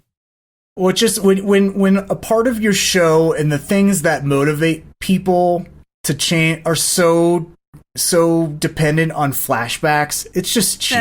I don't know. It's fine. I think they add the the flashbacks. They add them in there for fun. So I don't know. I mean, it's great. I think it's great nostalgia. It's cool to see, LaRusso do his thing, and he's still. I was just like, God, he still knows karate, and he's like 50. Yeah. They all do. And like I remember seeing pictures of him years ago. It looked like garbage. Of season 2 was so good. The last episode was season 2 was so good. You got to watch it. You just gotta finish it. You gotta finish it. Yeah. I'm 50. I'm 50. 50 I like to kick, stretch, and kick. I mean, it's fine. 50. It's fine. It hits the nostalgia. It hits me in the nostalgia. Mm-hmm. The characters are really great in it too. I like the Johnny character. I think he's a little bit like. At the end of the season 1 finale, you start to see it. And that's the thing, like, all of a sudden you start to get all, like, weird about his son. Yeah. Meanwhile, he could give a crap any other time, but now he's, like, got the soft spot right after he tells everyone to, like, sweep the leg and no mercy. Yeah. Now he's got, like, little feels. Like, come on. Yeah, well. Stuff like that where it's like, this is a little shabby, a little shoddy writing he's becoming here. Human.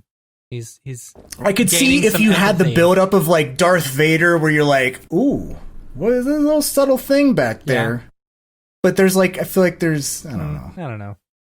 It's because it's fine. Corny. It's fine. It's fine. Keep going.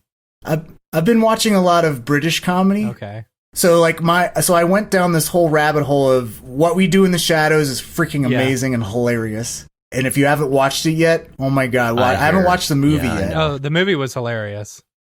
Yeah, but like Jermaine Clements, anything he does is gold. Yeah. Taika Waititi, anything he does is gold. But then I started getting down this path where I'm like, I really like Matt Berry. Mm-hmm. Which one's Matt Berry? He's like the fat vampire guy who's married to the chick vampire.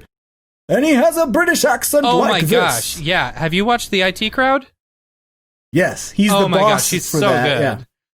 So if you like Matt, so if you like him in that character, check out Toast of London. Okay, it's him, and he's just that character, and it's 3 seasons, and it's freaking hilarious. Yeah, I'm interested to see what Kevin likes. Oh my gosh, Kevin? Yeah, we already hit that. IT Crowd is so good. IT Crowd is Spaced. Is great. That's like Spaced an Edgar Wright thing. Yeah. That one's old. That one's old though. Have Peep you watched Show Mograph? Is really good. What? So I just went down this British comedy thing. Have you seen what is it? Faulty Towers? Faulty Towers is great. I watched some Mograph? Monty Python, their little skit shows they had. No, I'm serious. Mograph on Amazon. No. Watch the Mograph show. It's like 6 good? short episodes or something. It's called Mograph. Is it good? That's pretty good. It's weird that it's called Mograph because it's about an ad agency. Mm-hmm. It's not necessarily motion graphics, which I don't quite understand. But it does have some funny contractor humor and stuff like that. Like the guy trying to get situated with his Wacom tablet. He's like, "Do you have a bigger one?" And they're like, "Yeah." Well, no. I need the middle sized one, And then he's got to get his protein shake all set before he can work. That's funny. Yeah, I don't know. You got to check it out. Yeah. I feel like Netflix is running out of stuff to show though, because they've been pushing old stuff. Have you guys watched High Score on Netflix? What's that? What is that? It's a documentary about the history of classic video games and the evolution. It's so good. I've just gone through this first 2 episodes. First one's all about how video games became a thing, like Pac-Man, or no, not Pac-Man. Space Invaders was the thing. Space Invaders. Yeah. And then it was Pac-Man. And showing how good people were. Yeah. Yeah. And then from there, Nintendo used to be a card game, and how Nintendo burst onto the scene, and it's just really crazy. And then that's the first episode is just right before Nintendo comes on the scene, and the second episode's basically all about Nintendo. And how they changed everything, and how they had these call centers where, Nintendo Power. Yeah. Dude, I love Nintendo Power, and they would have the game guides where they had the screenshots of all of the screens on the video game. So if you're playing Super Mario Brothers 3, they'd have the entire level mapped out. Oh, cool! And you could see where all the hidden blocks were. Oh yeah, so they all would the game stitch guides them together. Yeah, yeah. Oh, so I forgot about they that. had this whole industry where there was a call center, and you would call up these people that would tell you exactly what to do to beat a game. Because what Nintendo wanted to do was to get you blowing through all these games, so you'd buy another one. Yeah. And another one, and another one. So, all these they had this, one of the guys on it was one of these call center people, and they had to know every little thing about every little game. And, at the beginning, it was all right, you had to know about, Mario Brothers, and, there's only a few Nintendo games at the time, but then, the catalog just exploded, and you had to know everything about anything. It's crazy. Yeah, I need to finish watching that. For sure. It's really good. But then the next episode, I haven't got to it yet, is where they start to talk about how, the advancements of games, and how there's virtual reality, and you can actually put your face on the characters and all this stuff, and super cool. Yeah, TV. Yeah. Anything else? Do we have any other? Yep. Topics? Anything else? Nope. We covered it Everything. all. All that and Mexican pizza. Mexican pizza. Did we actually talk about Mexican pizza? Yeah, it was on the thumbs show? up for Mexican pizza, yeah. Thumbs down for Mexican pizza. Oh, that's pizza. right. Yeah, we already and got all that. all I got was a show, big middle finger for Mexican pizza. I was like, that's not cool. I told we talked you. R23. Yeah, we already talked R23. Yeah. Yep. Rewind. Yeah. Europe. It's Europe. EJ, what you got? What you got coming down the pipe? Anything? Tell us about that. I just got a notification from School of Motion that fall registration. Yeah, so you only have a few weeks left. So only a few weeks left to register for my new Cinema4D class called Cinema4D Ascent. It's basically like everything I know. I'm just. If you want to be as good as taking CJ, a submarine, if you want to, don't say that. Like I don't want to pay for that. He's not that good. Yeah. But we cover, like, if you took Basecamp, which is like if you've never touched 3D before, like we turn it up a notch. We start out with universal render concepts, Redshift, Octane, materials. We talk about how to get tuned, kind of mixing 2D with 3D, and in-depth Mograph, vertex maps. Dynamics, like inside and out dynamics, like all the things that these tutorials that these a-holes like that iDesign guy like don't cover. You get this nice foundational. And that's the thing about this course is like, everyone knows how to do some dynamic stuff, but man, if you know about like 3 or 4 of these settings that you probably never touch, it changes everything. Or just, simple thing like scene size, huge when it comes to simulations. Or 3D rendering in general. Or what? What'd you say? Or small. Huge. Small. Huge or small. Never know. Let's see. Oh, and like intro to rigging, so like rigging for Mograph purposes. So like we're not teaching you how to do a hardcore character rig, but we're showing you like here's how you could use it day to day. Not just. I have when such you do a respect character. for people that do the good character stuff, man. Yep. Like that piece we were showing. I mean, it like I've messed with it enough to know that I don't want to do it much. Yeah. Yep. And I just it's its own thing, and it is just I don't know. Well, it's hard to do. When we saw the short film that Ryan did.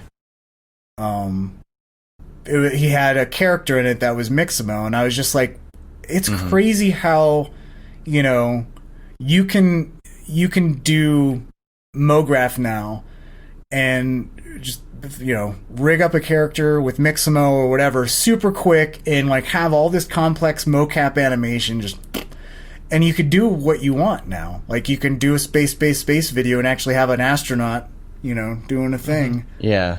And I just think that's super cool that, because I never got into character stuff before, just because, I mean, to do the character stuff that you saw in that short film, like, that guy's been doing character animation for a majority of his career, And for sure. That's hardcore stuff. But, yeah.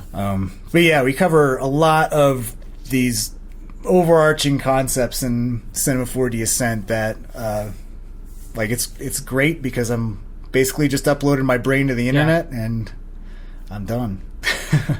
But that's on sale now. Registration's open for a few more weeks. Bendy Limbs 2 is done. I just gotta make some promo materials for it, but it's gonna use joints now if you want to. It's like rebuilt from the ground up. It's faster, way more flexible. There's quadruped rig. You can do tentacles and tails and all kinds of stuff. So, yeah. Bendy Limbs 2. Bendy Limbs 2. Electric Boogaloo. This time it's serious. Bendy Limbs 2. Revenge of the Limbs. It can bend more. Anything else in the chat? More, I don't know. A little bit of sculpting. A little bit of modeling. Lighting, a little bit of lighting stuff. I need someone to teach camera works at a professional level. Ooh, I know something coming out soon. I know about that. Yeah. I think you talked about that, right? Or no? Is it me? Someone to teach camera works? Teaching about camera works. Oh. A class on camera stuff. Oh yes.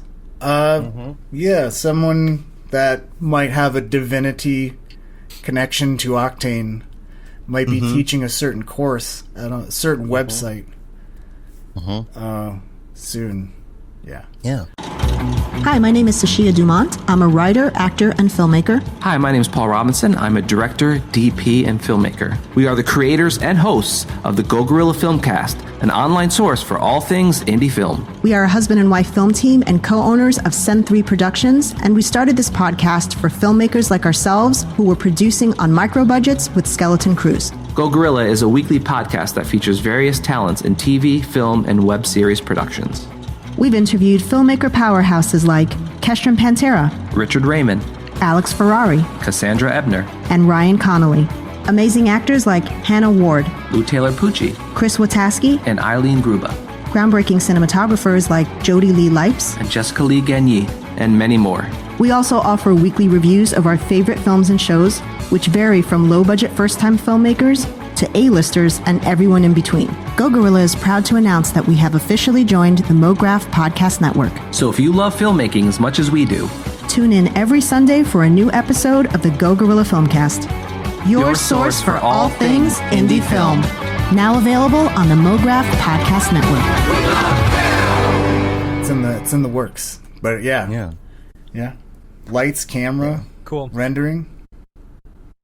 It's awesome. Like, nice. Oh god. Yeah. David, I learned so much. He's only done like a couple lessons so far, but I'm like, holy cow. He knows so much about just classical lighting and like he knows all of these references from all of these shows and the clips he's showing to teach these concepts. It's insane. Mm-hmm. And why they use that camera or like that camera move or that focal length or it's crazy because he just versus not. Yeah. So he just did a breakdown of like theory for composition and one so like, you know, rule of thirds, golden spiral, golden grid, and he chose one of them was the Westworld titles, and it's crazy how perfectly every single shot for Westworld like totally lines up to one or two of like the diagonals and and it's like wow.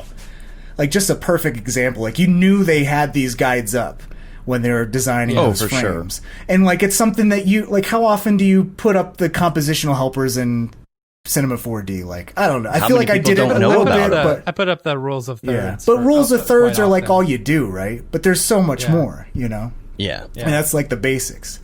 Or, like, you know, things on a tangent. Like, there's just all these things. Like, I didn't learn that in school, you know? Mm-hmm. So... Like, I selfishly, like, David's just making the course that I want because, like, I suck in those areas, so it's super cool.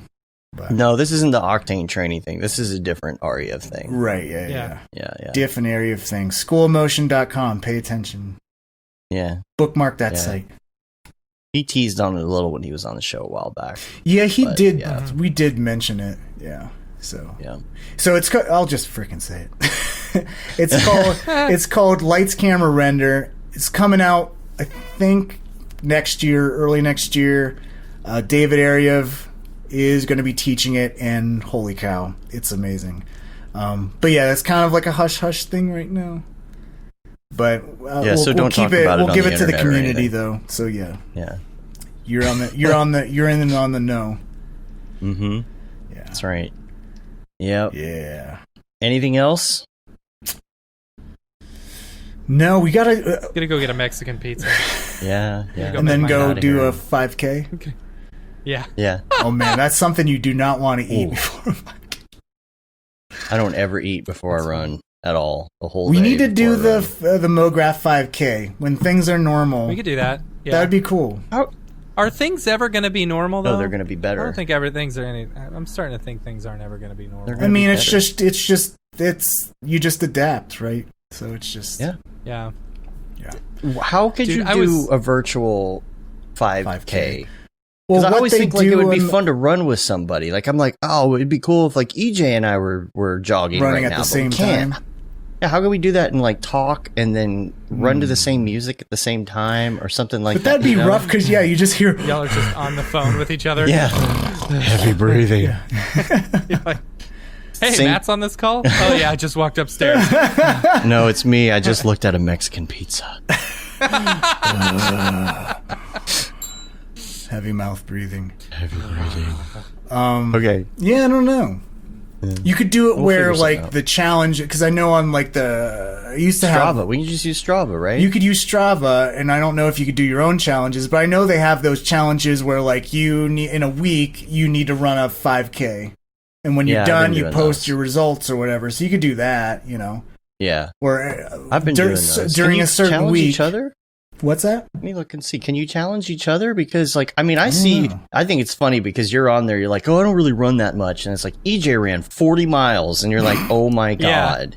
In a week, sure. But Well, still, even in a week, I don't run 40 miles in a week.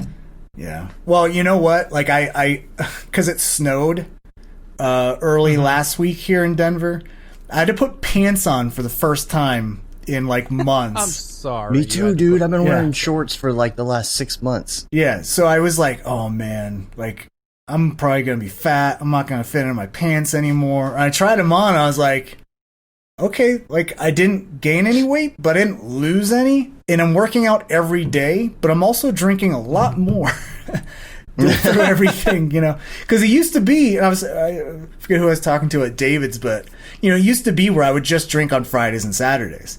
But now it's like, oh man, Monday was rough. I'll have a beer. And then it's like Tuesday comes around. I was like, man, it's only Tuesday. Crap. Drink Man, I'm a beer. still thinking about Monday. Wednesday, I like, need we're 2 almost beers to Friday. Drink a beer. Thursday, Friday's tomorrow. Let's drink a beer. Friday, it's Friday. Let's drink a lot of beers. And then it's Sunday. It's like still technically weekend. Drink a beer. Yeah, every day is just fluid now. It's just fluid days. There's no anything. That's the thing. Like, Matt was saying, where you don't travel anywhere, you don't have anything to look forward to. So what we started doing is we would just go get an Airbnb in the mountains somewhere and just spend a weekend, you know. And that's something that's nice to look forward to, and it breaks up the monotony of everything. Yeah, totally. There's got to be a way we can challenge each other, because I'm looking. You've run 77 times Evan this year. in the chat said Nike Run. Well, I haven't even been like uploading my Strava stuff. You know? Yeah, 'Cause I I'm noticed still that. I'm You using need to- my Apple Watch app thing. You got to get on the Strava, because even what you just have, just a little bit you have logged. You've done 77 runs, 83 hours of running, 424 miles. That's Here, pretty I'm going good. to import some more. Yeah, you should. Oh, so you can just bring them in after the fact with your Apple stuff. Yeah, so Okay, I see. you have I this see. kind of Oh, thing. that's cool. I've never even checked That's that. See, I got all sorts of trophies already for September. I've got the cool training challenge, St. Jude's walk run, 10K, half marathon. I used to have we gotta Runkeeper, but it like dropped support for the Apple Watch, which was stupid, so I just dropped it and I just started using the Apple Workout app, which is good. Well, The one thing with I haven't tried out Strava yet because I was really freaked out that like it wouldn't record my run and it would make me not close my rings, or I would have to like run 6 miles again because it didn't recognize, you know. Oh, see, I run everything at the same time. I run like 3 programs now because I would have some crash like that, which really With sucks. Strava. All right, Matt, you got to get on Did you just Strava. fake it? No. You can walk on Strava. I'll do my Or own bike. thing. I'll do my own thing. You can bike. I just Cool. diet. I You just can diet. swim. Diet's Diet's so easy. boring. Just eat like a That fat is pig, boring. but then just run a lot. No. Yeah, that's also fun. You can eat more Here's calories. the thing. Like you run for an hour. How many calories do you burn? Like 200 maybe? Oh, What? more than no, that, like 1,000. 1,000. Yeah. 1,000? Yeah, if you're running Yes. for an hour, 1,000. you're burning 1,000. When I jog, when I'm on a treadmill, Oh, it treadmills. only says that I burn no. like- The treadmill thing, it's not taking into account your heart rate, your weight, your Yeah. age, your metabolism. I put all that in there. These programs are way yeah, but more. it's not accurate. accurate at all. Yeah. Mm. I What makes you burned think those are 3,200 calories on my half marathon in 3 hours. Hmm. Wait, what would you say? So 3,200 you burned calories. 1 pound. In 2 hours? in 3 hours. 1 pound. Oh yeah, because 1,000 calories an hour. Yeah, man, I'm telling you, the beginning was easy. Those last 2 miles were a freaking eternity. How long did you? How long? How far? It took me 3 hours for 13.1 miles. I was just running so slow at the end. Like the first 2 hours were like super fast, and then I just went down to like nothing. So that's the one thing. That's the one thing I haven't really done is I've just like I'll do my 6 to 7 miles and that's it. I think the longest I've ever jogged was like 12, and that was rough. It is rough. But that's the thing is you can't, like when you jogged that 15 miles or whatever, you didn't jog 6 miles the day before, right? Like isn't like you jog a little bit and then you kind of like you do interval training, like 5 and then 2 and then 7 and then 2 and then 13 or whatever. Yeah, and then you take like 2 or 3 days off before you do your big run, so that you don't like mess your muscles up and stuff. Yeah, I don't. I just jog every day. Well, what I've been doing is I have a gym that's open near me, and it's an Anytime Fitness. You can go there when like no one else is there. So anytime. And so I've been mixing back in weightlifting and going on the stair climber or whatever, you know. Yeah. See, I need to get on the weights. EJ can bench 135 pounds really easily. We saw it. But I'm not as strong as as strong as I used to be. Did you? No. I can do it once, but that's all I needed to do. Just to know you could do it. But didn't you feel accomplished? You know, just like building a PC. Nope. No. Okay. Nope. All right. Fine then. Oh, cool. See you later. I mean, I burn calories. I build stuff with my hands. You know, work on my laundry room. You know, build things. I have a bookshelf. I'm gonna build a shelf today. Rich mahogany. Yes. I have many leather-bound books. Baxter, you know I don't speak Spanish. You ate a whole wheel of cheese. The whole thing? I'm not even mad. I'm kind of impressed. Oh my god, we need to get out of here. Oh, here's what I was going to say. I lost count. I did so many. Yeah. Come October 1st, Dave and I are going to start doing the Simpsons Treehouse of Horror episodes. Oh, every day. One every day. So there's a Chrome extension where we can do a what is it? It's a Disney Plus party. Oh, nice. To where we can all, if you've got a Disney Plus account, you can join us to watch all of the, all of them.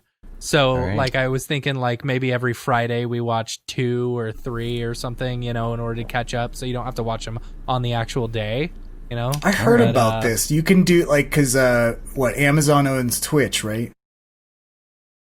Yeah, Amazon. So you could watch Amazon Prime movies and stuff and have, like, a watch party on Twitch. Yeah. So that's there's a plugin, like a Chrome extension called Disney Party Plus, where we can just all, it syncs up, and then you've got a chat along the side. Should do that for The Mandalorian. Yeah, maybe.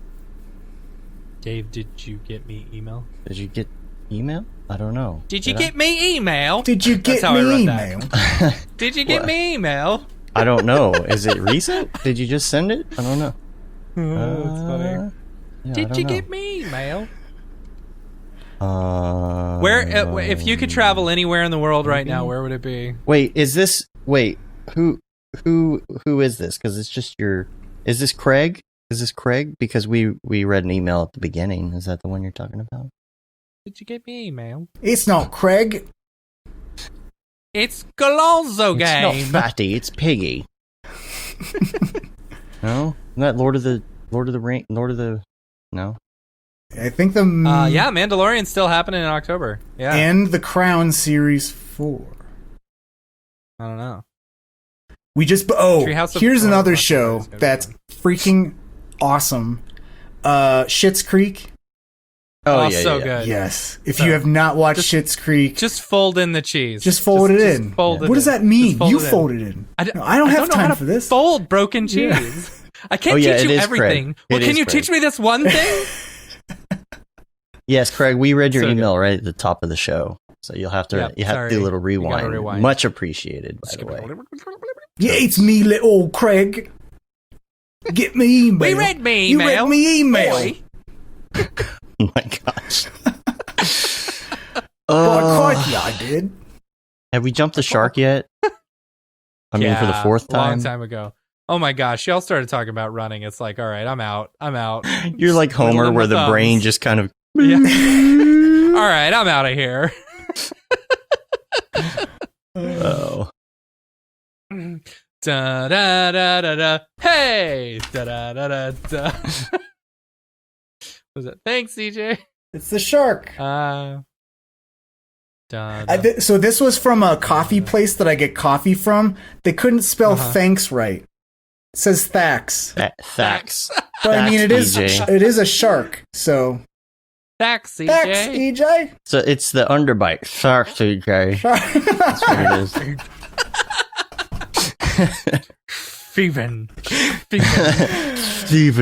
Steven. Thanks, EJ.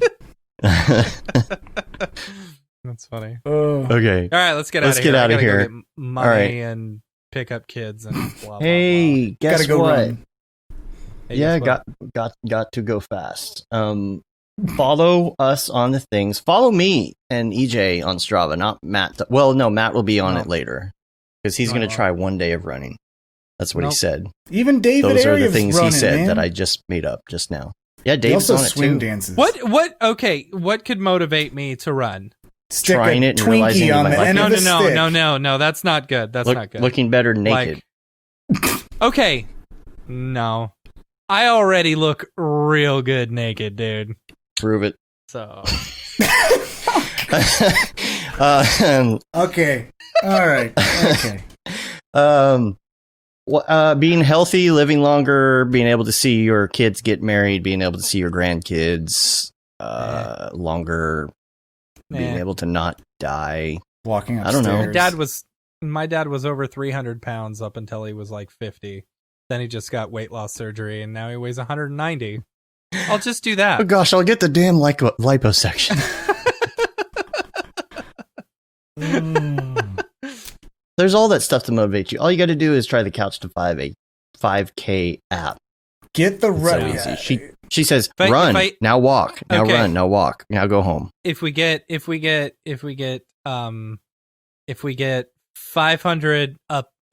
thumbs ups on this video, Are you kidding on this me? podcast, We're lucky to get then 2. I'll Nobody I know, thumbs right? ups us. Nobody dings that bell. What are you I talking mean, about? you only got Yeah. one middle finger. No thumbs up today. right. I know. Just the If middle we get finger. 500 views on this episode, how about that? There we go. No, because we always get 500 views Oh. on the episode. I was trying to trick Yeah. you. Nope. It did not work. Clever. Yeah. How's it working out for you, by the way? Tell you what, if they bring back the Mexican pizza, then I will get on there. No, Yeah. because then you'll just eat the It's- Mexican pizza instead. I got to run to Taco Bell so I can get the Mexican pizza and then They're I not run gonna back. Bring it back. It's not even gone till November. Really? So why did you ordered it the other day and they said they didn't have Because it? it was like because they were out of the stuff to make it. That's Well, stupid. that's the thing. They're cutting back on the ingredients and stuff. Yeah. Have you seen this Travis Scott burger at McDonald's? No. So apparently you can go to McDonald's and, they ask you what you want and you say you want a Travis Scott burger and then they play this like sound effect or something like pow or something. And so I don't know. It's really funny. I've seen a lot of TikToks about it. Like people pull up Weird. and they say, "What can I get you?" And they go, "You know why we're here." And it's like, "All right, do you want anything else?" Pow. Is that a But real what's thing? the actual burger, though? I think it's a real thing. Yeah, I think what's it's in a the real Travis thing. Scott burger? I mean, I don't know. more I horse don't meat. know. something Grade something D Astro meat. World. I don't know. That's Something, weird. something Death Star. Travis Scott McDonald's. Yeah, it's Scott. Travis Execute Scott. order, Travis Scott. Something complete. Don't allow. How are we still here? It's 630 calories. The quarter pound Could burn that off with with an hour onions, run. pickles, and two slices of melty cheese, ketchup and mustard. Is it just like Seems how like- he prefers it? Seems Is that- like a standard quarter pounder with cheese. Nah, it's also got shredded lettuce and crispy bacon, because that's how Cactus Jack likes it. Straight up. A Travis Scott Royale with cheese. We recommend getting the whole Travis Scott meal because honestly, it slaps. That is what it says on McDonald's website. Wow. Give me It's an that actual wap burger. thing. A wap? Oh gosh. A wap burger. Jump the shark number 5.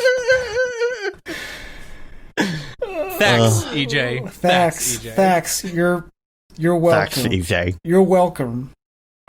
Oh my gosh. This has been like 30 minutes of just BS. I know. Sorry, everyone. And everybody's still watching for some reason. Yeah, make sure to give me a thumbs up. In the comments, give me a thumbs up for Mexican pizza. Ding that bell for get Matt outta to here. run. Your thumb All right. is not the middle finger. Your thumb. All right, we're going to get All right. out of here. You can rate us on iTunes, Yay. leave a review. You can also subscribe on your podcatcher of choice, help get our ratings up. And we got a newsletter out there every once in a while. Yep. You know, you can get info on like, you know, EJ's going to be on the show, things like that. Joey Camacho. other And if you peeps. leave something negative about how I'm talking over people all the time, we'll probably just delete you. Here's what I got to say about that. Here's We what I should gotta say do. about We that. need to do a Halloween episode, a Thanksgiving episode. Oh, in where we all addition dress to, up in yeah, in addition to the Christmas Yeah, yeah. episode, because Halloween's For canceled, sure. basically. You know, Halloween is canceled. I know. Yeah. we However should do an you approach election me in your day email is one how I'm because gonna that'll approach be you really back. fun. No. Yeah. Let's do, well, yeah, we should totally do like a thriller night episode. Mhm. That'll be fun. Mograph yeah, Dave, After tell me your Dark. opinion. what? Tell us your opinion. Quit What were you talking gonna say over about me, that? Matt. God. I know. Sorry. No, I Gosh. was just saying. I was saying that however you approach me in your email, I know you can. I know I say you can send in grievances. However you approach me in your email is how I'm going to approach you back. So if you're super nice to me, I'm going to be super nice to you back. Yeah. You can imagine what the opposite of that is. Also, you can say you've been there, done that, got the T-shirt with the Mograph logo tee, the Paul Babb, Feel the Babb 2020 shirt. All the profits You're from gonna that have go to to update Doctors that, Without right? Borders. Well, yeah. You know, We're 2024. trying to figure out who's going to run if he doesn't win. You know. yeah, well, yeah, he might win. And the slogan could be "Keep Cinema Great." Keep cinema great. That's perfect. I like that. Yeah. Bab and Delta then- Mush 2024. Delta Mush. That's funny. And Render Things t-shirt, hoodie, long sleeve tee. You know what? It's time for pumpkin spice everything season. So get your pumpkin Gross. spice Render Things long sleeve. And wear that when you're cold. Unless you got a Never wear 30-90, Render it'd probably be I pretty don't warm have in a there. thir- But Oh. you don't Need have a what Render now? Things hoodie. You need a Render Portable. Things hoodie. Yeah. And that render is fire shirt, which you are only allowed to wear ironically, unless you're shams. Unless you're shams. And we're on Facebook, Twitter, Instagram, YouTube, mograph.com. Ding that bell, subscribe, get updates, talk to us, send us stuff, and we love you all. And that's it. Kiss, kiss. EJ, Kiss, people want to baby. find you online. Where can they find you? I design on all of the things. All the things I design. Easy enough. EYE Is that it? DESYN, not DESIGN. Yeah. Because I can't spell correctly. DESY. Yeah. I never Anything learned else? to read. Matt, What? anything else for you? Are we No, are we I was done? looking for a Render Things hoodie. I couldn't find it. I think Oh. I need to go onto. Go to the Our website. website. Go to our website. Hopefully You everything's can up and find running Matt again. at MexicanPizzasAreGreat.com. Mm-hmm. I wonder if that is a website. Twitter. Buy it. I'm At- going to already start the bringbackthemexicanpizza.com. Did you guys, I'm sure there probably is one. You guys saw that video about the saucy nugs, the chicken wings, boneless chicken wings thing? Is it You talking about the- chicken wing, hot dog? No, and the bologna? guy who goes up The in guy. his local Yes. yeah Yes. local Oh, government man. meeting, and he's like It's a let's city not- council meeting. Yeah, I don't Oh, like yeah, you don't yeah, say yeah. they're boneless tacos, right. Yeah. boneless I mean, tire I would repair. hope. Boneless Funny. tiger repair. It's really good. And when people start laughing, he's like, "Excuse me, excuse me. Could we Yeah. please? Yeah. I'm trying to." It's like we need to teach Okay. our kids that meat grows on bones. Meat croissant. That's funny. Okay, we're really going to get out of here. I can't believe you're all Yay. still watching. I know. All right. Until next time, I'm Dave. And I'm Matt. Ooh, we are EJ. Have a good one. Later, yo. Ooh-wee. Ooh-wee. Bark, bark, bark, bark. Every time you hear Oh, they gotta know what to say.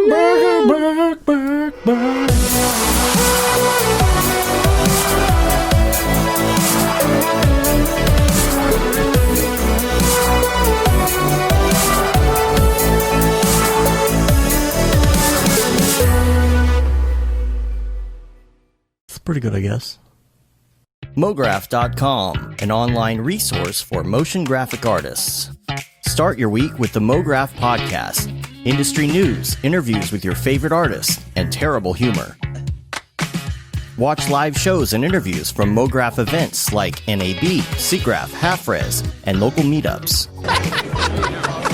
Our Mograph Talks feature live demos and motivation from artists all around the world. Sometimes you gotta make stuff that you're not gonna put on your reel, and I'm not here to judge. What if Rick and Morty show up for the countdown at midnight? That's where I peaked in life, in my career. We gotta stop this thing, Rick! It's gonna kill us all! Hear from the people that create your software, design your render engines, and artists that are changing the face of modern motion graphics. You get that render done. Yeah, you better frame what? Mograph tutorials and online classes will teach you about Cinema4D, After Effects, as well as other popular software and render engines. Throw in the HDR Studio, take the render settings, pick the HDR, put in a reflection, and gorgeous. Branch into new software. Learn time-saving tips, techniques, workflows, and lessons that'll keep you up to date in the world of motion design. Oh, brother, those are some of my favorite elves. I love projects that scare me. When our art director comes to us and asks for something that I had never done before, man, it gets me pumped. Join the conversation in our live sessions. Check out our plugins or join the hundreds of daily active users in our Slack channel for technical help, advice, contests, or just to joke around. Real nice banana. Ah, that's so funny. All right. I'm gonna live forever. Subscribe today and get the latest updates on our YouTube and other social media channels. Take all your dreams and just do it! We don't care how you get here, folks. Just get here. Subscribe to Mograph.com.